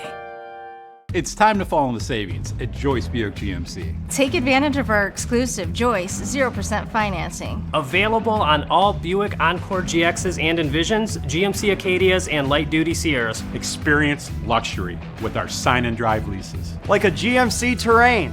Or the Encore GX. And that's why people say, drive Joyce. Your friends and neighbors do. Joyce Buick GMC. Visit us on Chester Road in Avon or online at drivejoyce.com. Northeast Ohio just experienced a historic storm. Your roof might be damaged even if you can't see it. Franciscus Roofing is here to help. We offer a free comprehensive damage inspection. But we don't just fix roofs, we protect your property. Our impeccable cleanup guarantee means we leave your yard as good as we found it. In fact, we'll refund you $1 per nail for any over 50. We've been serving Northeast Ohio for 33 years and are proud to have over 400 5-star reviews on Google. Call Franciscus Roofing today. Your roof, our reputation. Ohio, are you ready for Monsters, The Fury, and The Charge? Are you ready to finally watch sports the way they should be? Free Rock Entertainment Sports Network, The Rock, 24/7 access to local Ohio sports and entertainment. No cords, no apps, no subscriptions. Every level of competitive sports, from high school to the pros. Live for viewers across Ohio. Watch The Rock now on Channel 22.1 or Spectrum 979. I got $20 he shanks it. Yeah, this is gonna be out of bounds to Michigan. Some people play it safe, others grip it and rip it. That's why I call long drive right down the fairway. Just like Olympic, long reach, no shortcuts. For over 40 years, Olympic's been hitting it long and straight, delivering dependable, high-quality pallet solutions with national coverage and local service. Fairways and freightways. Keep it straight, keep it consistent. Olympic Forest Products. Consistent, reliable, built to go the distance.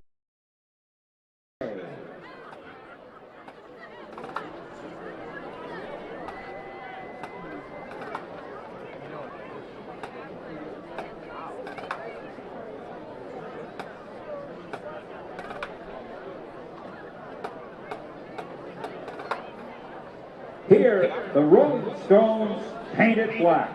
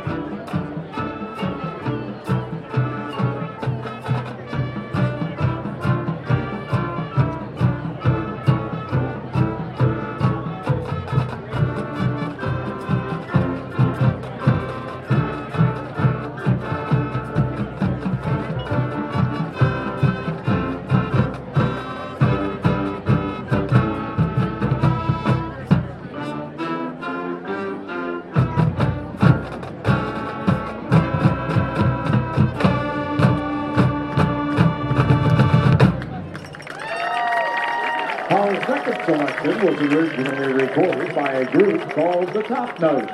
However, it didn't gain popularity until it was covered by the Isley Brothers and later the Beatles.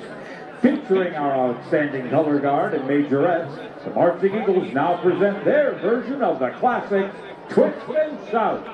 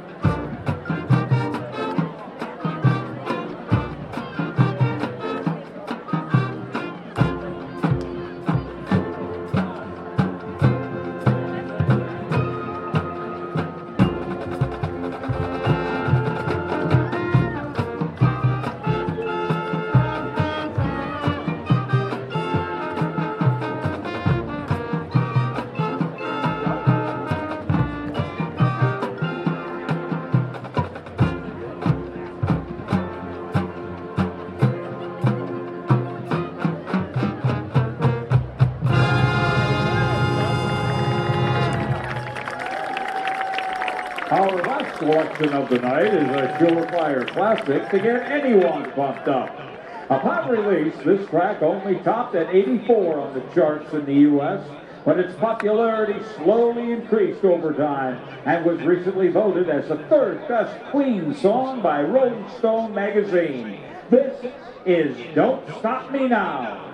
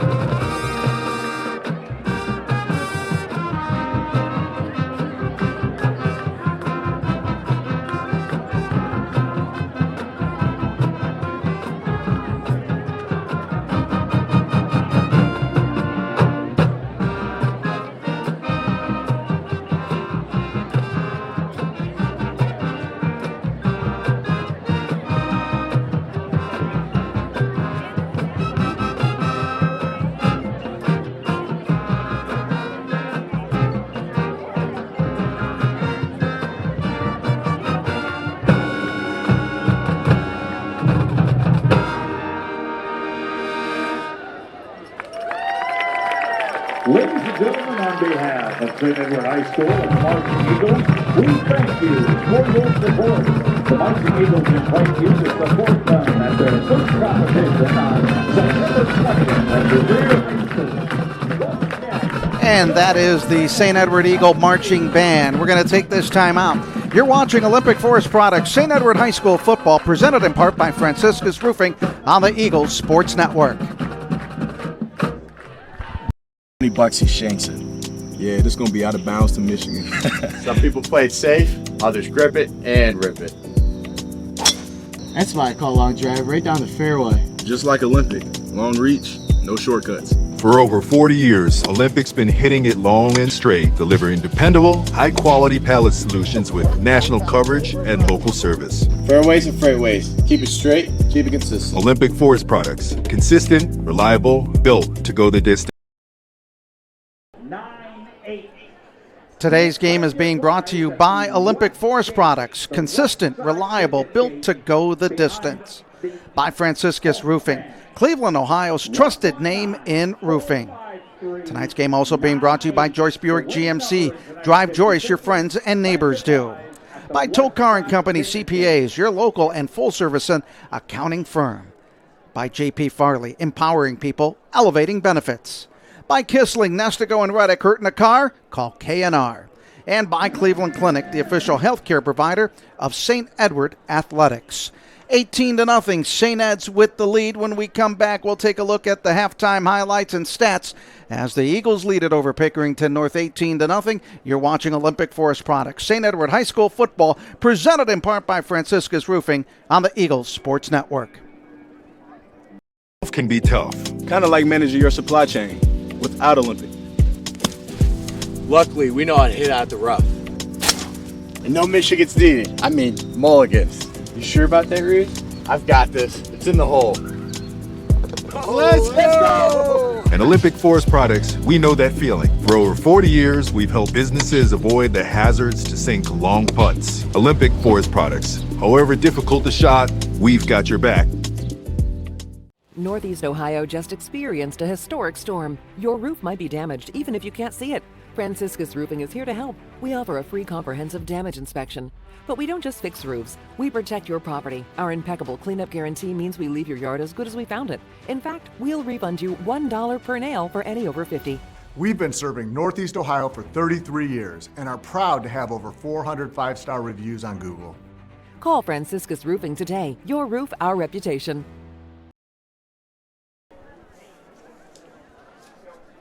18-0, St. Ed's with the lead as we are going to take a look at our halftime highlights. And we had a few of them. First one, Brandon White getting on the board to get his first touchdown coming back. Yeah, that's kind of nice. So in your first game, you get a touchdown after a big knee injury. And then what does he do? He returns a punt big. He just broke his ankles there. Down the sidelines he goes, 34 yards.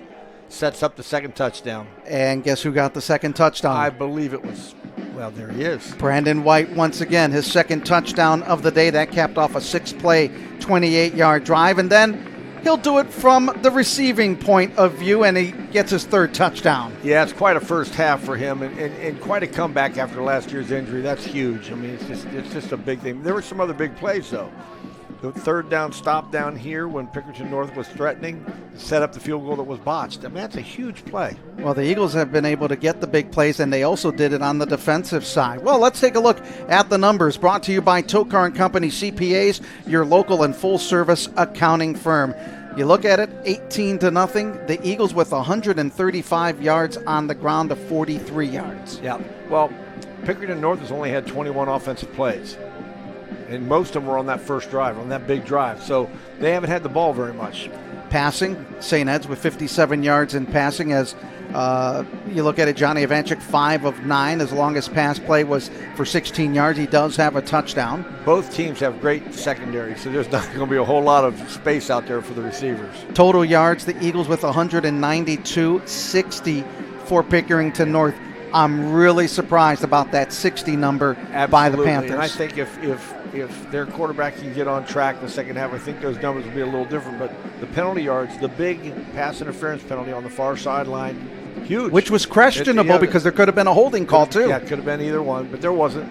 So you live on and you go with the play. But that play happened at about the 40-yard line. St. Ed still went in to score, so Pickerington North had plenty of time to stop them. They just didn't get the job done. St. Ed's with 2 sacks in the game. Pickerington North with 1 sack and 2 tackles for losses.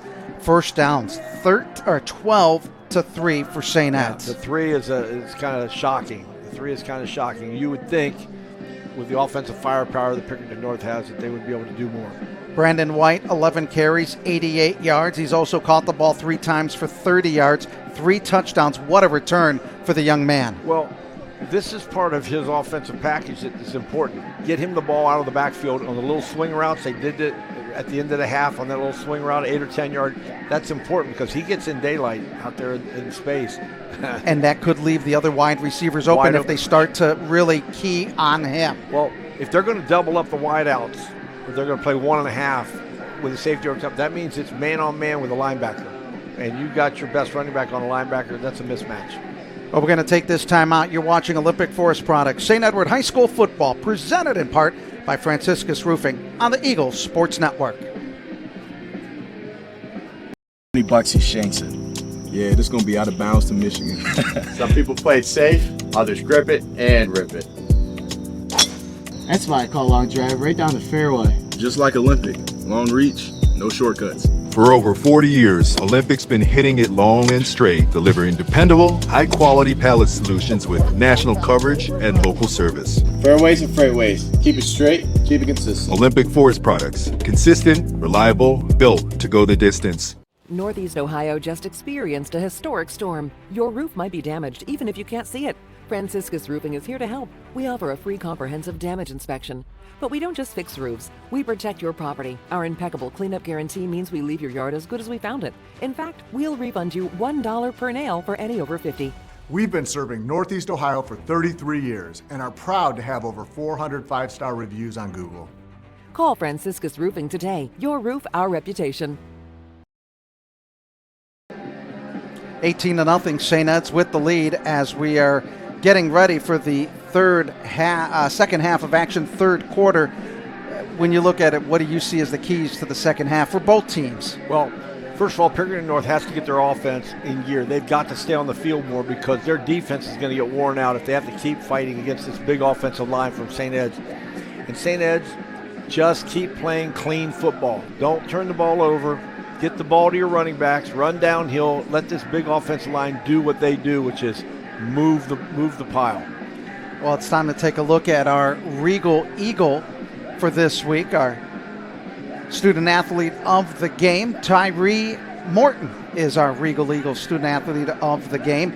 Volunteers his time over the summer with the St. Edward Labor Ministry for the homeless, prepping food bags and delivering them to those that live on the streets. He's also helped out with the school's on-campus farmstead, preparing for the new and expanded garden for its next stage. They have a whole classroom that they built over the summer that is going to help their farmstead program, and he's also involved with Student Diversity Association and the Men of Hope Affinity Group. In addition to his service work, he is a member of the rugby team. Well, all right, strike one. Everybody's got to cross the bear. That's fantastic. Tyree Morton, the Regal Eagles student athlete of the game. Adam Mendoza along with Larry Wolf. Our producer director is Chris Mendoza.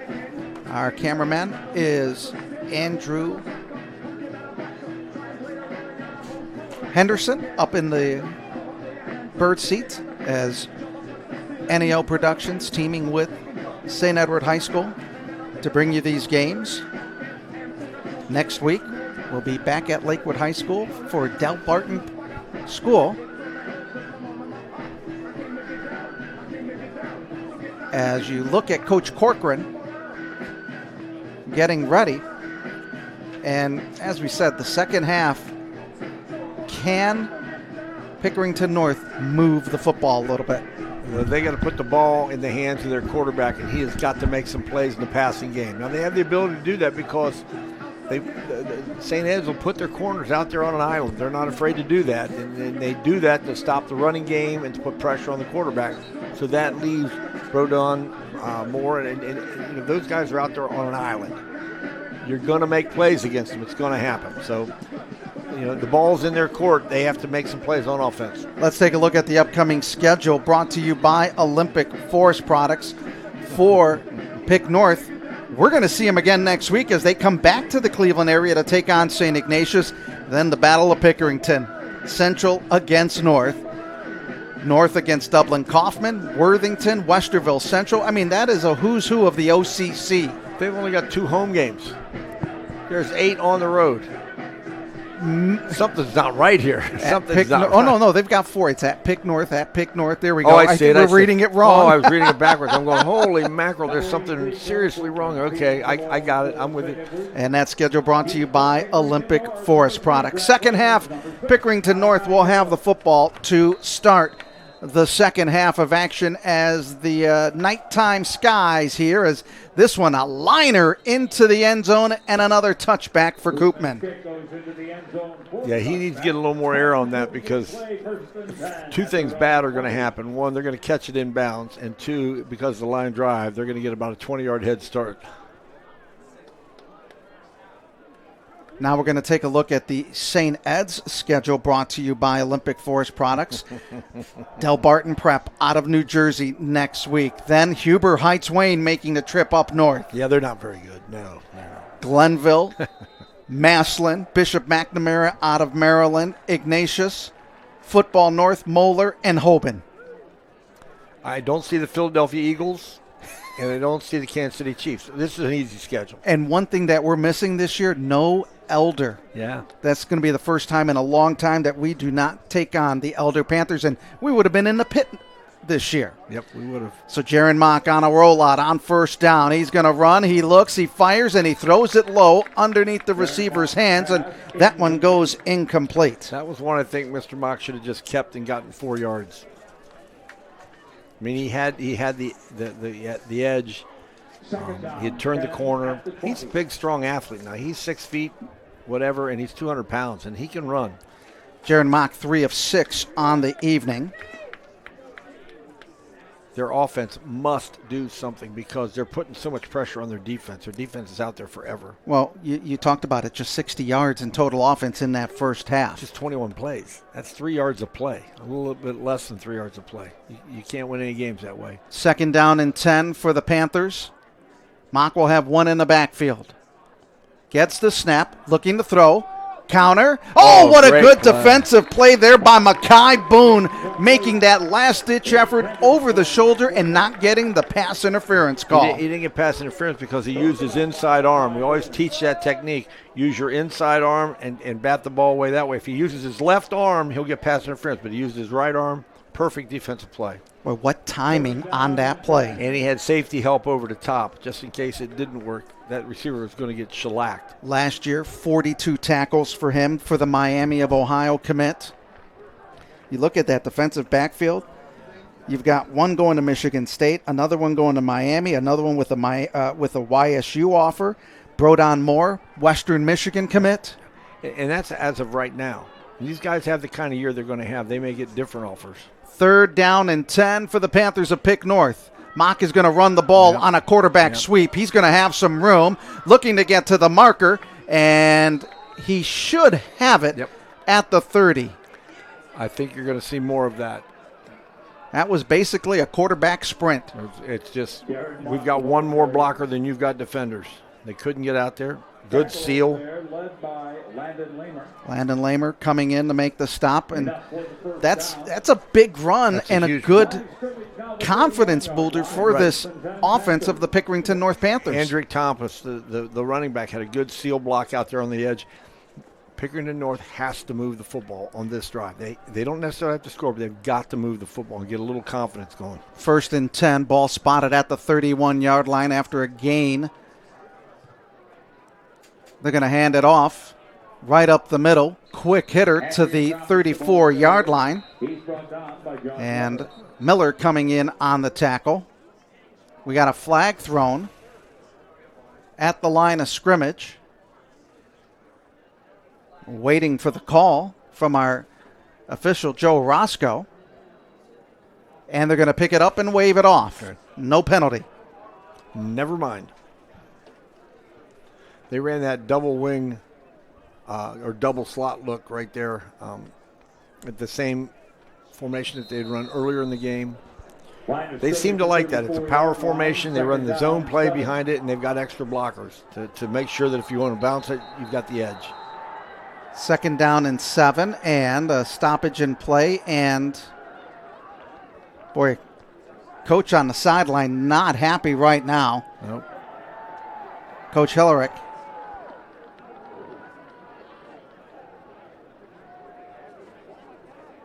Nate is not a happy camper. Part of that is it's 18-0, and he's frustrated with his own kids and his own coaching staff, because that happens. We internalize that stuff, and we're our own worst enemies as coaches. We work too hard at all this to watch our kids not have a chance to win, and we want our kids to fight and win, and it's hard. 2nd down and 7 now, after the gain of 3.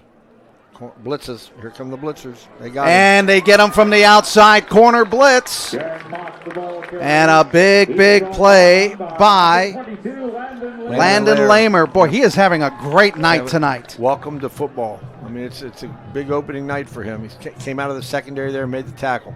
And you saw that play develop. You saw. Yep, you can see Here comes the blitz, and then all of a sudden they come in from the outside. Yep. Great defensive dial up there by Coach Pete Pappas. You put more hats in the box than they can block. And now, if that play breaks, there's nobody back there. That's whenever you blitz, you roll the dice. 3rd down and 8, 1 of 6 on 3rd down conversions for Pickerington North, and they're going to bring 3 receivers to the lower part of your screen. Yep. Well, there's 3 pretty good defensive backs over here too, so this is a good matchup. 9:38 to go. Play action. Mock looking, being flushed out of the pocket, trying to get the afterburners, throws it into his bench area, and it brings up fourth down. Good pressure. Really good defensive play by the defensive backs. Yeah, and everybody had coverage. When the coverage was good, they pressured him out of the box. Now, what I don't like about that pressure is they forced him to his right hand, forced him left, make him go the other way. 4th and 8, ball at the 33. Zach Hackelman will stand at his 30-yard line. We get another low punt. This is going to be a boomerang. Another low punt's going back. Nico Aganis coming in on the punt, averaging 34 yards a kick tonight. I don't like the long snap. The long snap's fluttered both times here. That's better. Better snap, yeah, bigger, higher kick.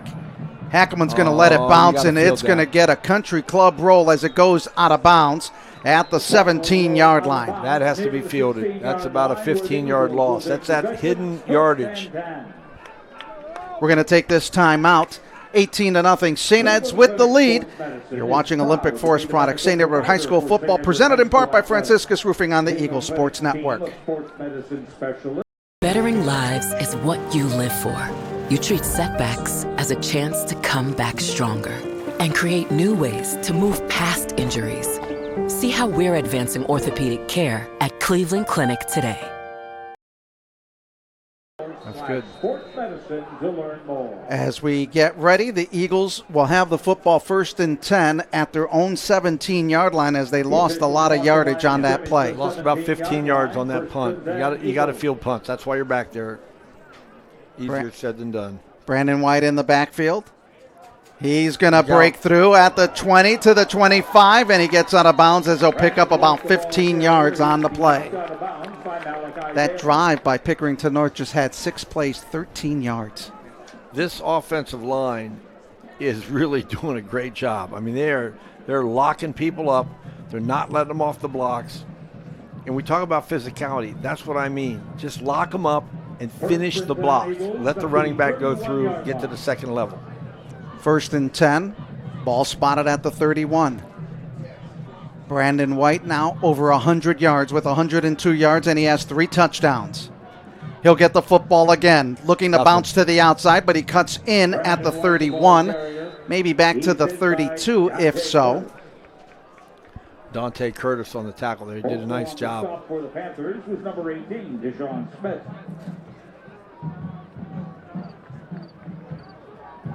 Sometimes hard to read these numbers. Even though it's so dark, you need black. You need that whole big black outline. White on silver, not a good thing. And that's a new rule this year by the NFHS. That's why we like the St. Ed's numbers. You can read those. Yeah, that's the... Oh, look out. Ivanchik trying to get out. He's got to hold on. He's running for dear life. Just throw it. And he does a good job as he did his best Fran Tarkington impersonation. There's a name from the 1960s. And he threw it right to special teams coach Dan Corcoran. And he had a receiver in the area. Boy, he was running for dear life. Oh, yeah. But again, he's seeing that pressure from that defensive end, Malachi Irvin and Elijah Durham-Smith. Well, what I like about Johnny is he's doing a nice job of not making that mistake of throwing the ball late over the middle, doing those things. Just get rid of it. Live to fight another down. You got an 18-0 lead. You don't need to make any mistakes. He's 5 of 10 on the day. 3 receivers to the top of your screen. Oh, we got movement. That time it was the tight end, Joe Moore, the 6'4 junior, with the yips. We know about the yips on the golf course. Yes, I do. I'm getting a new putter for that reason. It can't be me, the putter. It has to be the putter. Always blame the club, not the golfer. Well, absolutely. I can get a new club. I'm stuck with the golfer. My wife says the same thing. I'm stuck with the golfer, yeah. And you've had a long, successful marriage. Yes, we have. Over 50 years. God bless you. The two of you. Great. We dated in high school, so we're coming up on 56 total years together, but 50 as a married couple. So. Wow. And now here comes a run. Look at Brandon White following his block downfield as he was following the block of Mason Wilhelm. And it's going to be 4th and about a half of football. Ooh, not a good sign with Wilhelm coming up a little bit gimpy right now. Looks like a cramp, though. But if you look at the run and looking the block of Wilhelm. This offensive line, I'm telling you, they are big, they are physical, and they block out the sun. I mean, they do a good job. So it brings up a 4th and 1. They're going to bring out the chain gang. Yeah, this is one of the issues with the shotgun is, when you go under center, it's usually a quarterback sneak. You know what I mean? You're not fooling anybody. It's short. It's short by half a football. Well, if our official would get out of the way, we'd be able to get a good view of it. Yeah. Just the nose of the football. It's those old umpire eyes of mine. Emphasis on the word old. 8:10 remaining in the third quarter. Eagles up 18-0. Well, Coach Lombardo, you going to go for it? He is. He's got the offense on the field. They're going for it. And on that last play, you saw Mason Wilhelm with the downfield block. And what did Brandon White do? He just hung on his coattails. Just stay behind him. You can't get around him. And there's a big difference in height when you're looking at Mason Wilhelm. He's 6'3", 305, and Brandon White is at 5'8". I'd hide behind Mason Wilhelm too. Well, here's your split backfield. They got 9 guys in the box. 4th and 1, they give it to Buchanan. He's going to get the first down. Very easy as he picks up 2 yards. Running to the left. He runs hard. And we saw that last year. Yeah. He came in for Brandon White when he went down with that injury against Boyle County. He runs a very tough north-south game. Well, and it's nice to have the 2 different kind of backs. You've got the littler back that can stay in the pocket there and pick his hole. He just runs downhill. I mean, he just gets the ball and he runs angry. Gain 3 on the play. Has 21 yards in rushing for him. Ball at the 43 on 1st and 10. Play action. Look out. Here's the blitz. They get it to an open Brandon White as he gets taken down on a good open field tackle being made by Gio McKnight. This is what I'm talking about. If they can get him the ball in space, and not just from scrimmage, but just get him in these little dart routes and little angle routes and different things, he's going to be a heck of a weapon. Elijah Durham-Smith now down with a cramp, and we're going to see that more here in this second half of action. We're going to keep it here. 7:06 remaining, Eagles leading at 18-0. Now, we've talked about the hydration aspect of it. It's been a very warm preseason for everybody in the state of Ohio. You talk about it. You can't hydrate on Friday morning. You got to do it on Tuesday and Wednesday. Just don't stop hydrating. Just keep hydrating and eat the right foods too. I mean, you can't be drinking your Coca-Colas and your diuretic kind of things. No? No. When you do that, I got to change my diet then. It's too late for us. I have to saw off my leg. It's too late for us. But even Ivanchek is walking around gimpy out there. He's struggling, and he's the quarterback. Now we got a new quarterback. This is what happens. You can't hydrate enough, and then you have to come out. Well, what if he goes out there and does a great job? Well, this brings out Langston Lucas. That's what I'm saying. What happens if he does a great job here? The junior quarterback, this one a left-hander. We thought we were going to see a 2-quarterback system possibly. Lucas started on the baseball team since he was a freshman as a first baseman. So Langston Lucas in there gets it to Buchanan. Gets out of a block, runs up. He's going to pick up the first down as he gets to the 45-yard line, and a good block there being made by Xavier Kurzak. One of the things I'm seeing a lot of white jerseys on the ground and a lot of green jerseys on their feet. With another player going down, we're going to take a stoppage in time. You're watching Olympic Forest Products, St. Edward High School football, presented in part by Franciscus Roofing on the Eagles Sports Network. Bettering lives is what you live for. You treat setbacks as a chance to come back stronger and create new ways to move past injuries. See how we're advancing orthopedic care at Cleveland Clinic today. 18-0, St. Ed's with the lead. Down to 6:42 here in the second half.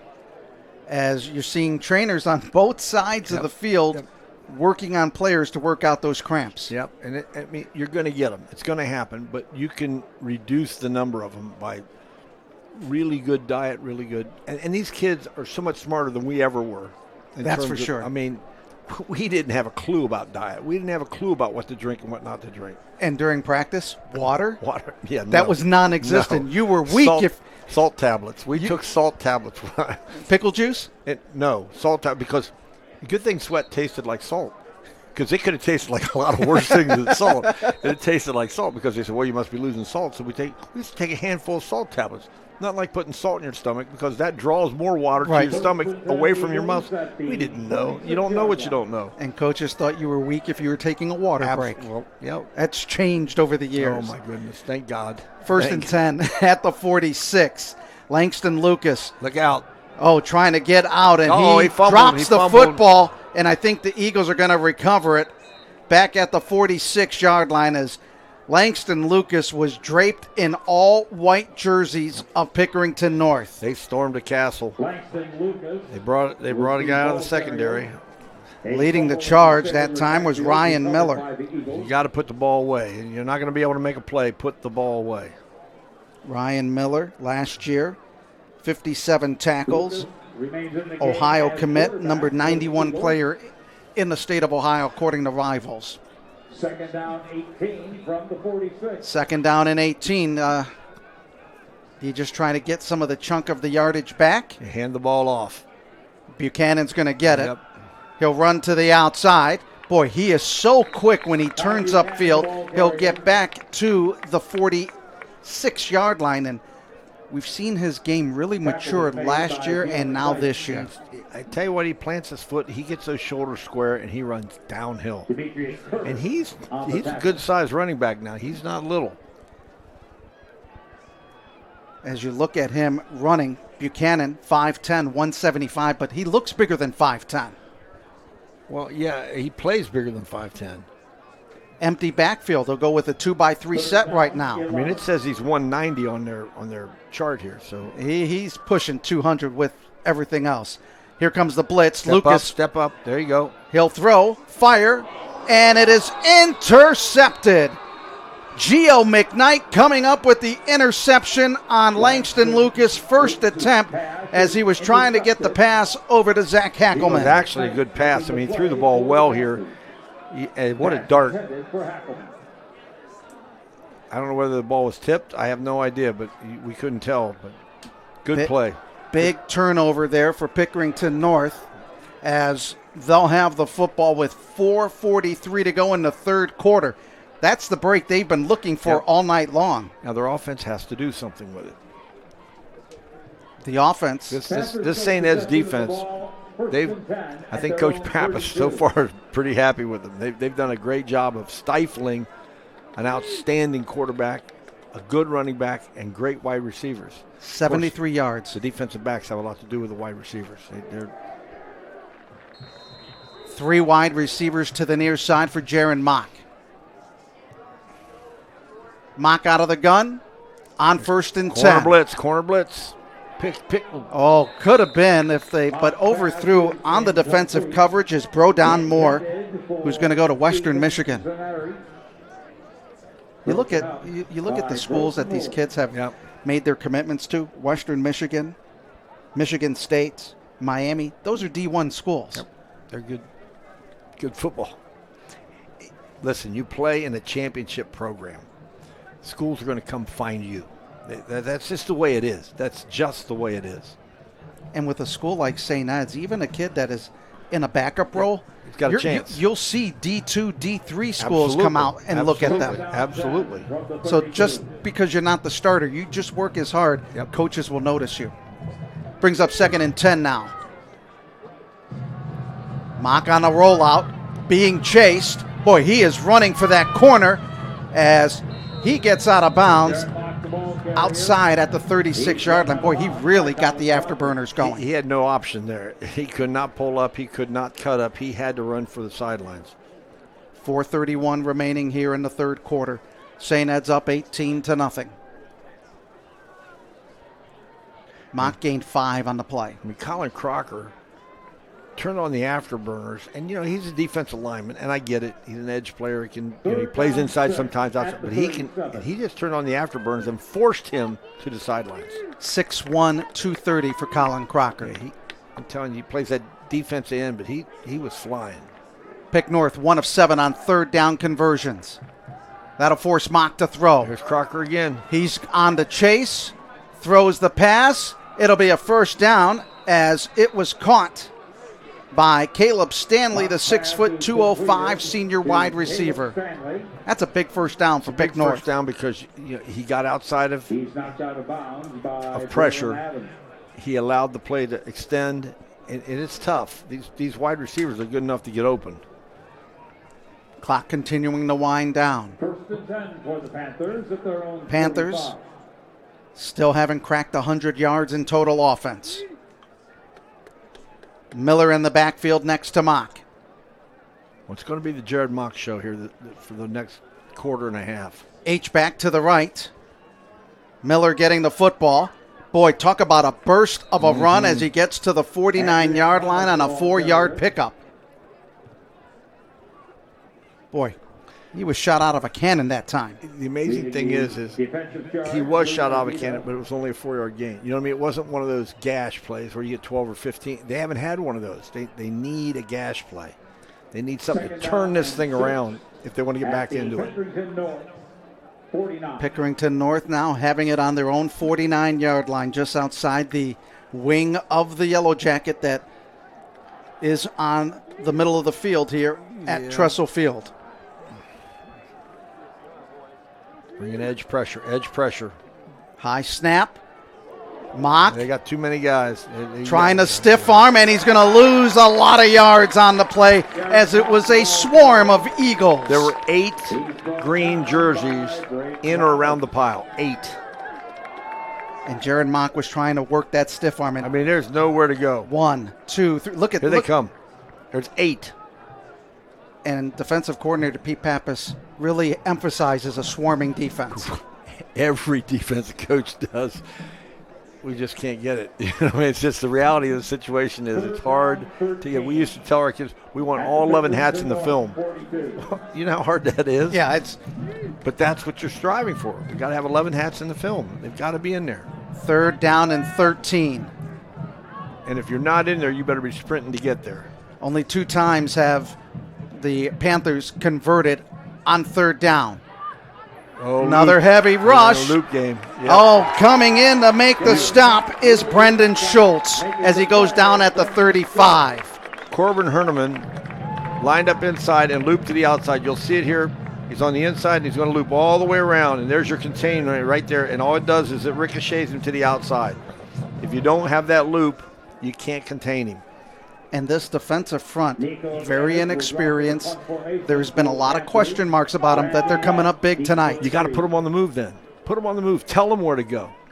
Make them go somewhere because then at least they know definitively what they're going to do at the snap of the ball. Again, it's getting ready to punt. It'll be Brandon White on the reception. He is standing at his 28-yard line. High snap. Ooh. We're going to have a penalty against are. St. Ed's as Brandon White's going to run it up, and this could have been a house call. He'll get it down into the Pickerington North 30-yard line, but the defense, it's going to be, now will it be roughing the kicker or running? Well, it won't matter because it's not going to be a first down. So let's see what the call is from Joe Horosco. Personal foul. Yeah, roughing the kicker. Defense, number 4. 15 yards, automatic first down. So it'll be an automatic first down for Pick North. If it was the 5-yard variety, it wasn't going to be enough, and you just can't have that. We saw that a number of times last season where they were too aggressive going after the kick. You have to take the football off of his foot, and you don't leave your feet. You extend your hands, and if you can't do that, you got to pull up or you got to get away from him, and it's easier said than done because you're running, hell-bent for election here. You know what I mean? You're just coming after him. So that'll give new life for Pickerington North as they'll have it with a first down. that'll spot the football at midfield. So your defense does a great job. It's off the field, and then your special teams gives it back to them, and that's a backbreaker. Join us for an open house on Sunday, October 5th. Want to give well wishes to St. Ed's alum Ed Doherty, who's the play-by-play voice for Cleveland State women's basketball and also does the high school game of the week, recovering from some emergency surgery this week, and just wanted to wish him a speedy recovery. I was just talking to him via email earlier today. He does a great job with the games. His son worked with me on a rugby match last year for the state championships against St. Ignatius, and his daughter Leah Doherty in the sports world, management, and working with teams in the UFL and doing a lot of stuff. So we wish Ed a speedy recovery. Life's too short. Stay healthy, please. Everybody. And Rafson Tagyang coming off, and boy, it looks like he's got double cramps in those calves. Yep. And we know how it is when you get that nighttime cramp and you can't walk the next day. He's walking funny, I'm telling you. You're stiff-legged, your toes are straight up, you're going, and it's going to hurt tomorrow. That's going to be sore. Sure. No ice bath is going to make it feel better. The good news is he's 17 years old. He'll recover. You and I, we would be in a stretcher for a week. Minute 43 as the penalty against St. Ed's, giving Pickerington North new life. Fourth penalty for St. Ed's for 35 yards. Here comes the blitz. Single coverage at the top again. And the big break on the run there by Miller as he gets it over the 45. 6-yard gain. That's another cramp. Boy, we are seeing more stoppages for cramps than incompleted passes tonight. Coach Pappas is not a happy camper for some reason. It looks like somebody may have missed an assignment, and he talked about that when we had a chance to talk to him in that scrimmage game against Toledo Central Catholic last week, where the offense moved the ball really well, but he was not completely satisfied with the defense. I have never known a defense coordinator yet that was ever completely satisfied. I mean, they'll throw a shutout and find 30 things wrong. We offensive guys are just happy to get the ball in the end zone. You know, the defensive guys are wired differently. They want a shutout. They want a total domination. And that's why we hired them. 2nd down and 5 now for the Panthers of Pickerington North. You know, I wonder if that long bus ride has something to do with it, too. You know, it's not comfortable. No. When you're that big in that small of a confinement. Years ago, I took the bus with the team to go to the Bronx, New York, and I sat next to a 6'4" youngster. I was never so more uncomfortable. After that, I said, I'm driving to every away game. When I coached college football, I rode with the offensive linemen because I coached offensive line. That time they're going to give the run and a 1-yard gain. Eagles got the ball out of there. Colin Crocker, but he'll get credit for the stop, and it'll be a 1-yard gain with under a minute to go. I remember a bus ride home from northern Michigan, 16 hours. Oh. 16 hours with the offensive linemen who've just been in 50 car wrecks. They're stretched out all over the floor. It looked like a triage unit, you know. It was miserable. It was miserable. Those bus rides are not. You couldn't give them enough Gatorade. I mean, they're cramping up there, and you'd hear a guy back behind you screaming, oh. 3rd down and 4. I promised the next year I was going to fly. I wasn't taking the bus. I'm sorry, I'll pay for it, but I'm not taking the bus. 2 of 8 on 3rd down conversions. I think the quarterback keeps this one. No, he's going to drop back. Here comes the blitz and the pass. Oh! And it could have been intercepted by Lemur. That would have capped off a great night for Landon. He just couldn't get his head around in time. But we're calling the linebackers and defensive backs, but we've got a flag thrown on the far side, and it may be defensive holding because the Eagles' defense is moving down. Yep. Joe Horosco, our official. Holding, defense number 3, 10-yard penalty, results in a first down. Makai Boone getting credited with the penalty on the hold. We're not going to see it, but Boy, the Eagles had an opportunity for the interception. They got the pressure, but another costly penalty on this drive. That's twice they've gotten themselves off the field, and twice they've been put back on the field. And that's going to end the third quarter of play. Eagles leading at 18-0. You're watching Olympic Forest Products. St. Edward High School football presented in part by Franciscus Roofing on the Eagles Sports Network. Can be tough. Kind of like managing your supply chain without Olympic. Luckily, we know how to hit out the rough. And no Michigans needed. I mean, mulligans. You sure about that, Reed? I've got this. It's in the hole. Let's go! At Olympic Forest Products, we know that feeling. For over 40 years, we've helped businesses avoid the hazards to sink long putts. Olympic Forest Products. However difficult the shot, we've got your back. It's time to fall in the savings at Joyce Buick GMC. Take advantage of our exclusive Joyce 0% financing. Available on all Buick Encore GXs and Envisions, GMC Acadias, and light-duty Sierras. Experience luxury with our sign and drive leases. Like a GMC Terrain. Or the Encore GX. And that's why people say, drive Joyce. Your friends and neighbors do. Joyce Buick GMC. Visit us on Chester Road in Avon or online at drivejoyce.com. Welcome back to Baldwin Wallace University as we head to the fourth quarter. St. Ed's leading at 18-0. St. Ed's with 233 total yards. Pickerington North just 82, but they had a number of yards gained off the penalty. Yeah, and they had 21 plays at halftime. They've had 15 in the third quarter as a result of these penalties adding more plays. So they could have been off the field, several plays earlier. So you can't keep giving them life. So Pickerington North will be going to the south end of the field as they have that H-back to the right for Jaron Mock. Now they'll split out the running back, but Mock's going to run it up the middle, and he'll get met up at the line of scrimmage, but he'll gain 2 on the play. And that's our man Aiden Peterson again, just putting a slobber knocker on him. We've talked about the defensive backs. Now we've talked a lot about Peterson as well as Landon Leamer. Yep. And Crocker and Herneman had good nights. Listen, the whole defense has played pretty well. They've just given extra series, extra plays when they didn't need to, or the special teams did. They've been out there a long time now.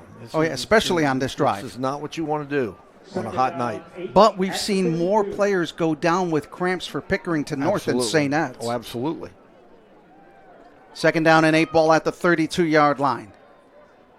H-back to the left. Handoff to Miller. Miller gets wrapped up at the line of scrimmage and gets driven hard to the turf here at BW. And a lot of people that really don't know about that situation would think, well, the kids just aren't in very good shape. No, they're in outstanding shape. These kids are trained well. It just comes down to diet and your body your body. Certain bodies are more susceptible to it. That's just the way it is. I don't have any muscles. Guess what? I don't have any problems. But these guys are and they're expending a lot of energy. A lot of energy. And you can't hydrate enough. You can't hydrate enough in a game. You just can't. While the temperature is reading 70 degrees, we've had the dew points in the mid-60s. Yeah. That's a little balmy. Third down and 8 now. Can pick North. Blitz off the edge. And here they come. Picked it up. They're on the chase. There's that Crocker again. He'll throw it wisely out of bounds. Boy, 3 Eagles on the chase. I tell you what, Crocker's run about a mile and a half chasing him tonight. I mean, look at him. He's huffing and puffing. And Colin Crocker, we just called his name once again. Yep. I mean, when they pursue, this Eagle defense pursues, boy. It's effort. It's just effort. And, I know coaches coach effort. They have drills to coach effort. But when you see it on the field like this, it's really impressive. It's really impressive. Fourth down and 8. And for Coach Hillerick, he's going to have to go for it. Well, here's the other thing. When you play in a program like this, if you don't give that effort, you won't be out there very long. Yeah, that's absolutely. Just the reality. They have other people that they will put out there. Corbin Herneman trying to get this crowd making some noise here at BW. Fourth down and 8 for the Panthers. Play action. Mock looking for underneath. He's going to get taken down on the sack. He got quickly the ball away, but not enough in time as he was taken down. Coming in on the play is Brodon Moore. Yep. So that's the third time this defense has stopped him. Corner blitz. Yep. You bring them off the short corner. Some teams call it a cobra. They use code names for it. That is a very effective blitz, especially in high school because the hashes are wider, and so it's a shorter. It's shorter to come off that corner. Johnny Ivanchik will come back in for St. Ed's in that quarterback position. Buchanan in the backfield. This drive turns out the lights. If they put a drive together and just take 4 or 5 minutes off the clock. Drive starting at the 38-yard line. Buchanan in the backfield. He'll get it upfield. He puts it into the secondary as he picks up 10, maybe 9. They're going to, depending on the official on either side, he's going to get the first down, and another player going down with cramps. And that player is number 18. That is Tashawn Smith. Well, Miles Crockett came out of the secondary to make that tackle, but he had to make a business decision. He's looking at a 190-pound running back running right at him. You're going, now listen, I have to make a decision here. How do I want to do this? And he brought him down. I mean, it's tough. You get that head of steam coming downhill at you. It can get ugly in a hurry. Now, when you've got these two running backs, Buchanan and White, that's like thunder and lightning. Yep. One's going to hurt you one way, the other's going to hurt you another way. I was fortunate enough to have a team in 2008, I believe. We had 3 running backs, all rushed for over 950 yards, and nobody rushed for 1,000. And the quarterback threw for 1,600. I mean, it was ridiculous. Even I couldn't mess them up, and I tried. But that's a team effort. But that's when you have good teams, because you got 3 guys that can. It'll be Ivanchik on the run, and he'll pick up the first down as he gets it close to the 41. Well, he was quick out of the gate. And again, a good fake, put the ball in, rode the running back. That's just a read. That's the read option, and he just kept it and ran downhill. Oh, they're going to say 2nd down and 1. Now they give it to Buchanan again. He'll pick up the first down easily as he gets it to the 35, and they're moving with ease now. I think this tempo, they just keep the tempo going because I think they've got Pickerington North is down on the ground. You got 2 more guys down on the ground.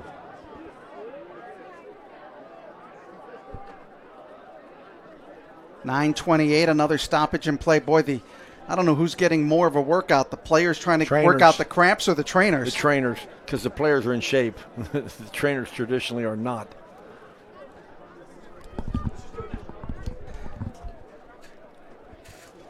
Well, it's time to take a look at our player of the game for tonight, and really that's a no-brainer. That is going to be Brandon White. He is our J.P. Farley player of the game, and he only had 3 touchdowns. He only had a punt return. Come on. He had that one for a touchdown. Yeah, no kidding. Then he had the big 38-yard punt return. Boom. What a move. He was a human highlight film tonight. Yes, he was. Then he gets another rushing touchdown. There's touchdown number 2. And then the dagger. And then the dagger. And this one really is the dagger. Because if it's 12-0, this is a different ball game. And this one, little step there by the quarterback and the pass right up to Brandon White. Yep. He is our J.P. Farley player of the game. J.P. Farley empowering people, elevating benefits. And what a day for Brandon White. He's got 4 catches for 38 yards with a touchdown. He's over 100 yards rushing with 2 rushing touchdowns. What a way to come back after that terrible injury last year. Yeah. You just hope that when they come back, they're healthy and they're ready to go and that they can play and not think about it. And obviously he's doing that. And when you come back from an injury like that, it's a psychological thing. Yeah. You can do all the scrimmages you want, but the reality is it's Friday night. You've got to be able to play on Friday. 1st and 10 at the 36-yard line is Buchanan to the left of Ivanchik. Oh, they're going to go with the reverse. Makovsky on the run to the 30. good open field tackle being made by Amari Miller. Little trickeration there, and another player going down for Pick North. I mean, it's got to be frustrating for Nate Hillerich. Every play, somebody's going down, and it's nothing he's done wrong. No. It's just that's just the nature of the beast. And that's almost as bad as having an incompleted pass to stop the clock, and that extends the game. Yeah, and I've got a long ride home. Somebody's got to be thinking about that. Somebody's got to be thinking about my ride home here. Hey, let's take a look at the schedule for St. Ed's, brought to you by Olympic Forest Products. Next week, we'll be at Lakewood Stadium. The game time change. It's not a 1 o'clock start. It's a noon start against Del Barton Prep out of New Jersey. This is a team that has gotten that in the last couple of years. They played in the state finals. Last year, they ended up getting bounced in the early rounds. And in New Jersey, it's a split playoff system, publics and privates. Then they follow that up with Wayne, Huber Heights Wayne. The last time these two teams met was back in the state championship in 2015 down in Columbus. That game will be at Euclid High School. And then St. Ed's is going to be looking for revenge against Glenville back at Lakewood Stadium. And then another revenge match against the Tigers of Massillon. Followed by Bishop McNamara out of Maryland.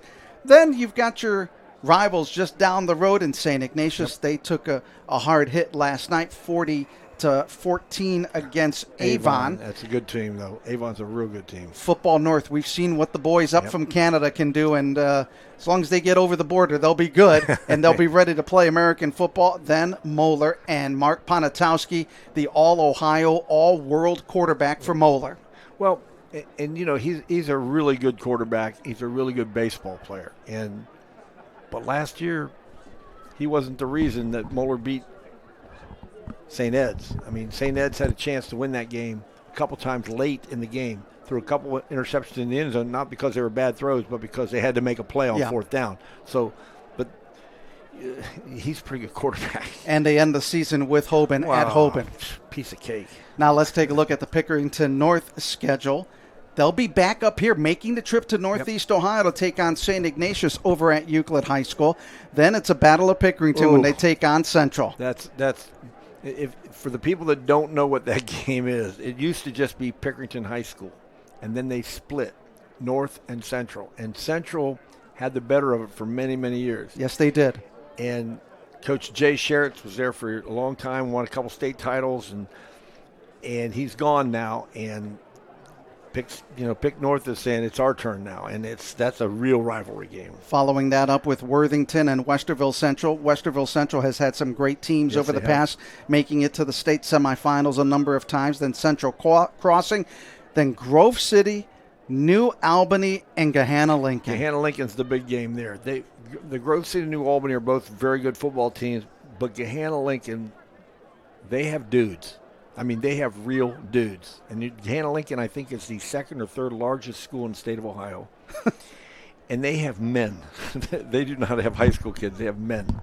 So the Gahanna Lincoln Lions, they're the real deal. And year after year, they've put that program back together. So that's a playoff game. That's the first round of the playoffs, Game 10. We'll take this time out. You're watching Olympic Forest Products, St. Edward High School football, presented in part by Franciscus Roofing on the Eagle Sports Network. Can be tough. Kind of like managing your supply chain without Olympic. Luckily, we know how to hit out the rough. And no Michigans needed. I mean, mulligans. You sure about that, Reed? I've got this. It's in the hole. Let's go! At Olympic Forest Products, we know that feeling. For over 40 years, we've helped businesses avoid the hazards to sink long putts. Olympic Forest Products. However difficult the shot, we've got your back. It's time to fall in the savings at Joyce Buick GMC. Take advantage of our exclusive Joyce 0% financing. Available on all Buick Encore GXs and Envisions, GMC Acadias, and light-duty Sierras. Experience luxury with our sign and drive leases. Like a GMC Terrain. Or the Encore GX. And that's why people say, drive Joyce. Your friends and neighbors do. Joyce Buick GMC. Visit us on Chester Road in Avon or online at drivejoyce.com. We're about to get back. Jaden Covington coming off with another leg cramp, and boy, that one took a long time to get to work him. And so you're wondering, is it the calf? Is it the hamstring, the quad, whatever it could be? It's going to hurt. A hammy's the worst. Yes. Ivanchik in there at quarterback as we get back to action. Buchanan in the backfield, play action. Got him open down the middle. Oh, couldn't get it to him. Ivanchik throwing to the sideline. Pass is caught just shy of the marker by Oliver Cito coming up with, that's Joe Moore coming up with the catch. His first reception of the year. Well, that helps to avenge the illegal procedures. Wide open. Get him the ball. Boy, he stretched out as Joe Moore, 6'4", 230, using every bit of his body on that one. Yeah, Ivanchik should have delivered that ball sooner. He was open earlier. He'd had some chance to turn it up and make some more yardage. But Ivanchik on the night, 7 of 12 for 68 yards. St. Ed's with 268 yards in total offense. Pickerington North held to 78 yards. Now, Joe Moore's got to learn. He's got to get up there by the coaches so he can get back in the game. He's standing back here in the back. He's got to get up there with the coaches. Coach, I'm ready to go back in. 3rd down and 1. Split backfield. It'll be a run. Nope, it is Ivanchik keeping the football, and he'll get back to the line of scrimmage. No go right there. It'll bring up 4th down. And I think he's got a cramp. Nope, he's all right. Give the ball to your big backs. He read it probably right. Larry, we had a play with no player going down with a cramp. Shh, don't tell anybody. I was thinking about just getting a hotel room here. I've got family that lives up here in Lakewood, so I might just have to stay the night. Well, you did say that you like the coming here to Berea. It's a little bit shorter of a drive getting back down to Central Ohio. Just another 20 minutes. And that 20 minutes makes a difference. At 11:30 at night, it really Yes, does. it does. And on a Friday night when you got all the truckers trying to get to their final destinations for the week. Yeah, the good news is I can just tuck in right behind one of those going 75, and nobody will even know I'm out there. You got that right.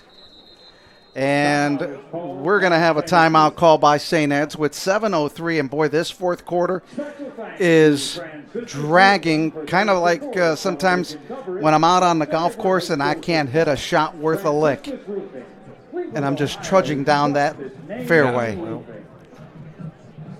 That's been happening to me this summer. That's the beauty of retirement. I play enough of it that I can let a bad round go.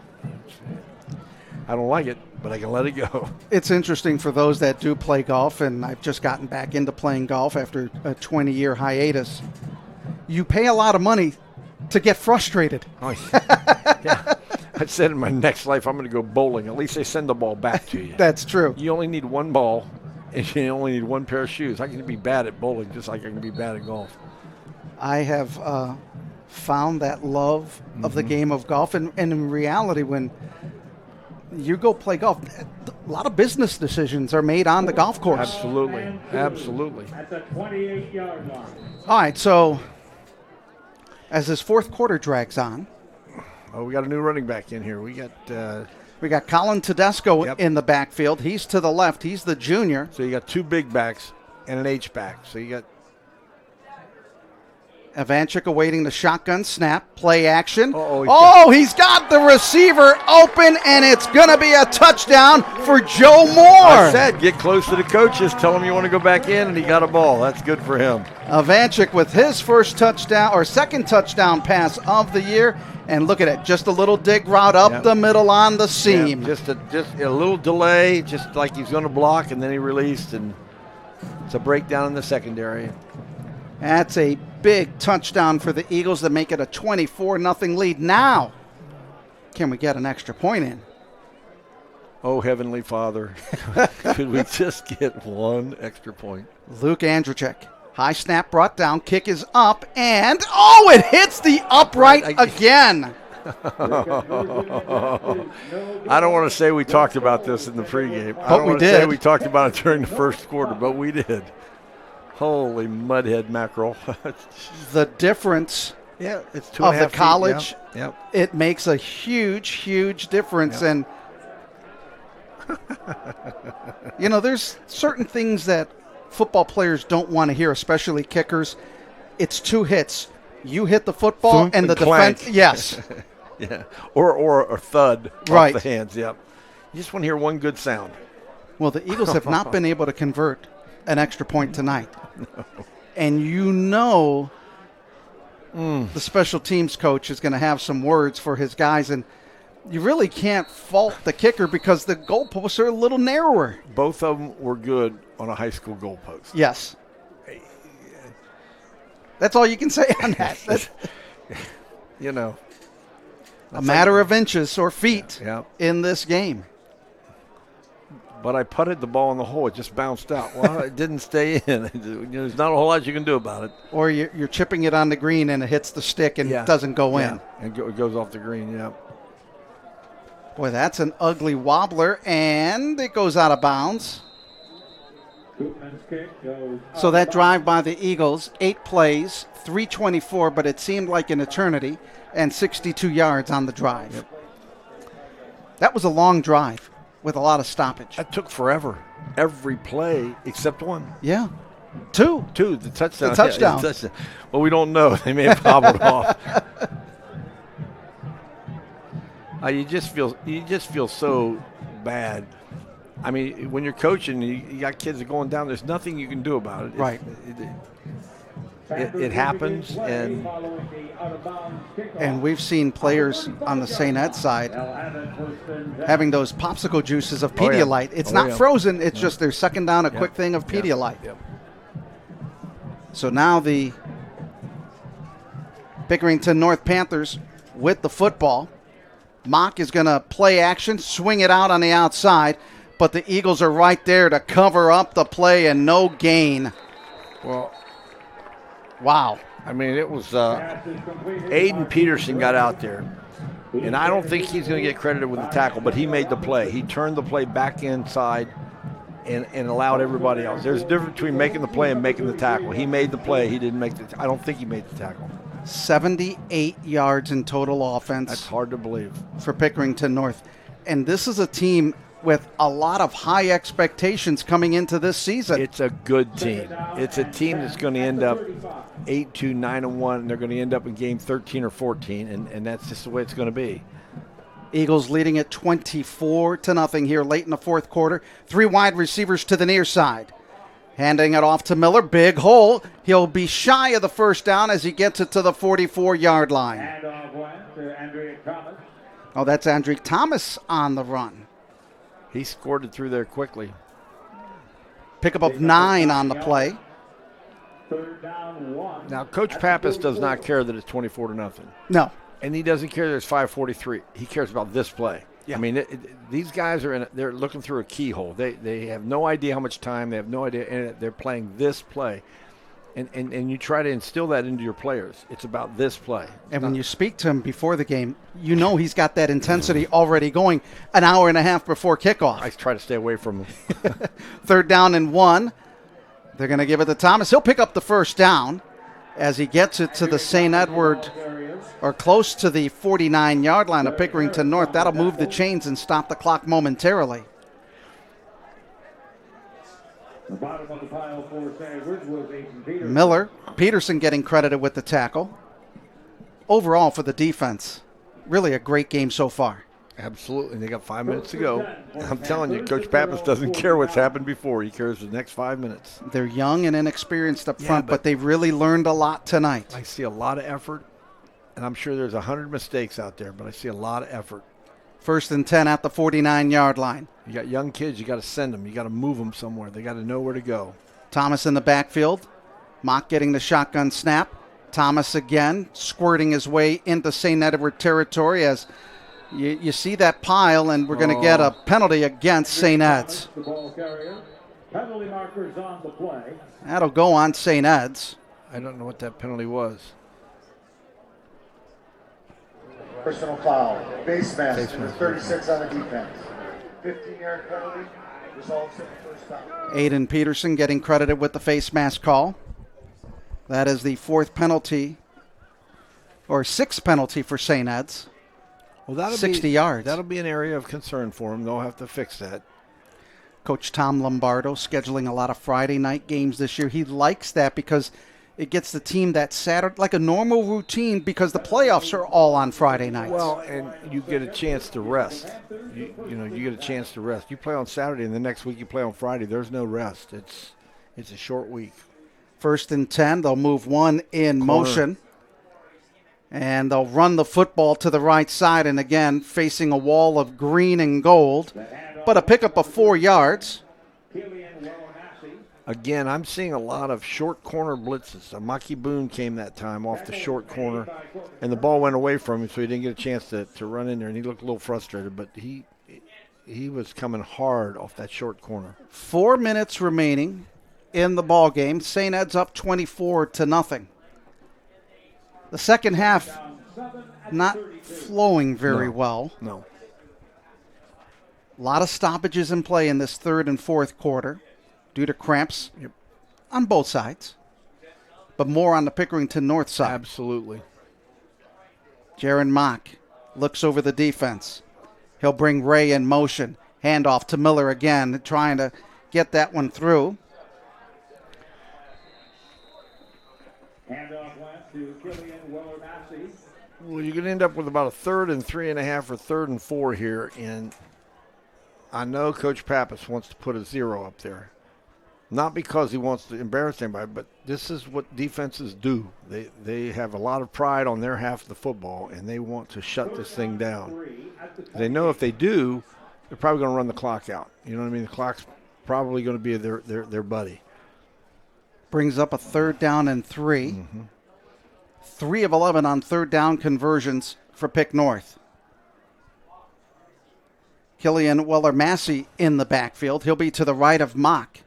Again, they're singled up on the outside to the wide side of the field. 3 receivers to the near side. Here comes the blitz. And they blitz right into the run, and no gain on the play. It'll bring up 4th down. Boy, they know how to dial up the blitzes at the right moment. Right now he's drawn to an inside straight. It seems like everything that Coach Pappas is doing it seems to be right. 2:28 in counting. And you could see it. You see that blitz developing. Yep. At the 28. 4th down and 3, and Pickerington North is going to go for it. Why not? What else do you got to lose? You gotta try to score here. Under 2 minutes to go here in the fourth quarter. Jaron Mock looking over the defense, trying to bark out that line signal.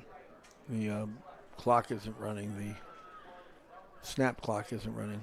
So now the run. He didn't make it. Nope, the Eagles stop him short by a yard, and the Eagles will get the ball on downs, and all they've got to do is run out the clock. Yeah, because I can't imagine Pickerington North is going to call any timeouts here.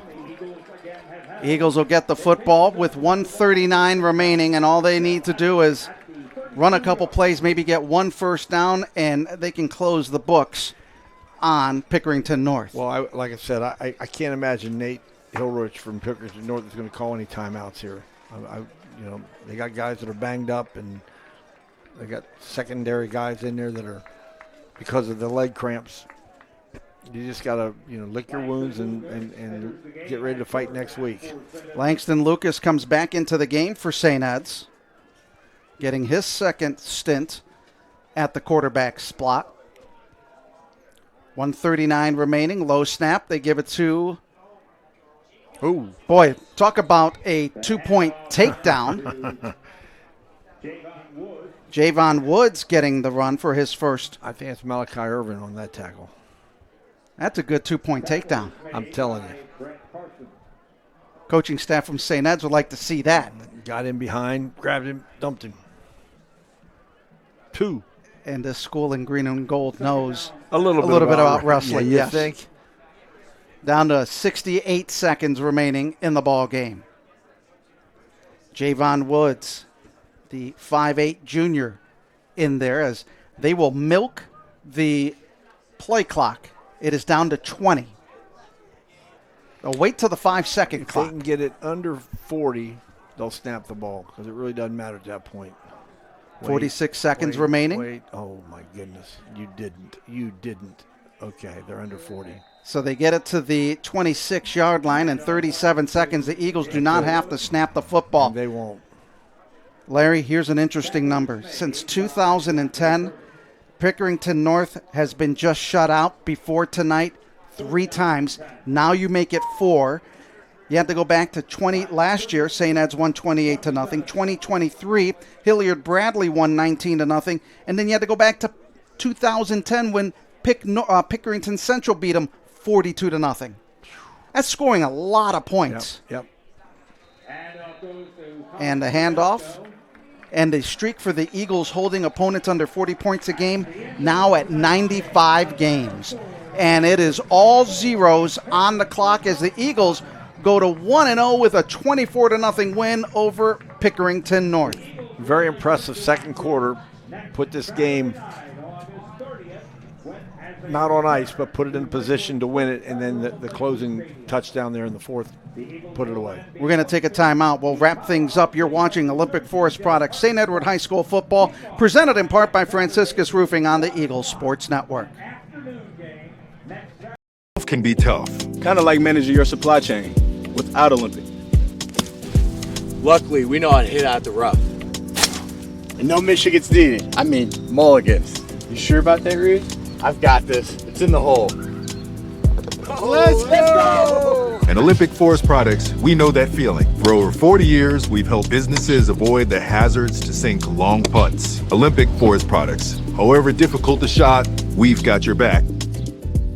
It's time to follow the savings at Joyce Buick GMC. Take advantage of our exclusive Joyce 0% financing. Available on all Buick Encore GXs and Envisions, GMC Acadias, and light-duty Sierras. Experience luxury with our sign and drive leases. Like a GMC Terrain. Or the Encore GX. And that's why people say, drive Joyce. Your friends and neighbors do. Joyce Buick GMC. Visit us on Chester Road in Avon or online at drivejoyce.com. Well, tonight's game is being brought to you by Olympic Forest Products. Consistent, reliable, built to go the distance. By Franciscus Roofing, Cleveland, Ohio's trusted name in roofing. Tonight's game also brought to you by Joyce Buick GMC. Drive Joyce, your friends and neighbors do. By Tokar & Company, CPAs, your local and full-service accounting firm. By J.P. Farley, empowering people, elevating benefits. By Kissling, Nestico, and Reddick. Hurt in a car? Call KNR. And by Cleveland Clinic, the official healthcare provider of St. Edward Athletics. Well, it's time for the Cleveland Clinic post-game report. Cleveland Clinic Sports Medicine, the official healthcare provider of St. Edward Athletics, as the Eagles win it big, 24-0. We had our J.P. Farley player of the game. That's Brandon White with 3 touchdowns, 2 on the ground, 1 in the air. What a comeback for him, as Brandon White had 14 carries for 116 yards, add another 38 yards in reception. That's a pretty good return after a horrible injury from last year. You could have given the player of the game also to the entire defense. I mean, that defense stood up tall against – listen, this is a good offense. I know they didn't look like a good offense tonight, but that's a good offense. Guess why they didn't look good? The That's defense. a pretty good defense. And 101 yards in total offense for Pickerington North. That is going to change. That'll be the low for their year. And remember, last year they put up 56 points and a boatload of yards in week 2 after they played St. Ed's. We'll take a look at our player of the game once again by J.P. Farley. That was Brandon White. 3 touchdowns, say 160 yards in total offense. Not a bad return as J.P. Farley, player of the game, Brandon White. Happy to see him healthy and doing what he does. And, by the way, it's a 1-2 punch in that backfield. Yeah, between him and Buchanan. I mean, Buchanan, I'd take him in a heartbeat. And it's going to open up things for the wide receivers as the season goes on. Absolutely. Well, that's going to wrap things up for us. For my partner, Larry Wolf, I'm Adam Mendoza saying so long from Bolden Wallace University, where the final score, St. Ed's 24, Pickerington North, nothing. This has been a presentation of the Eagle Sports Network and a production by NEO Productions. You're watching Olympic Forest Products St. Edward High School football, presented in part by Franciscus Roofing on the Eagle Sports Network. We'll see you next week from Lakewood. Have a great night, everybody.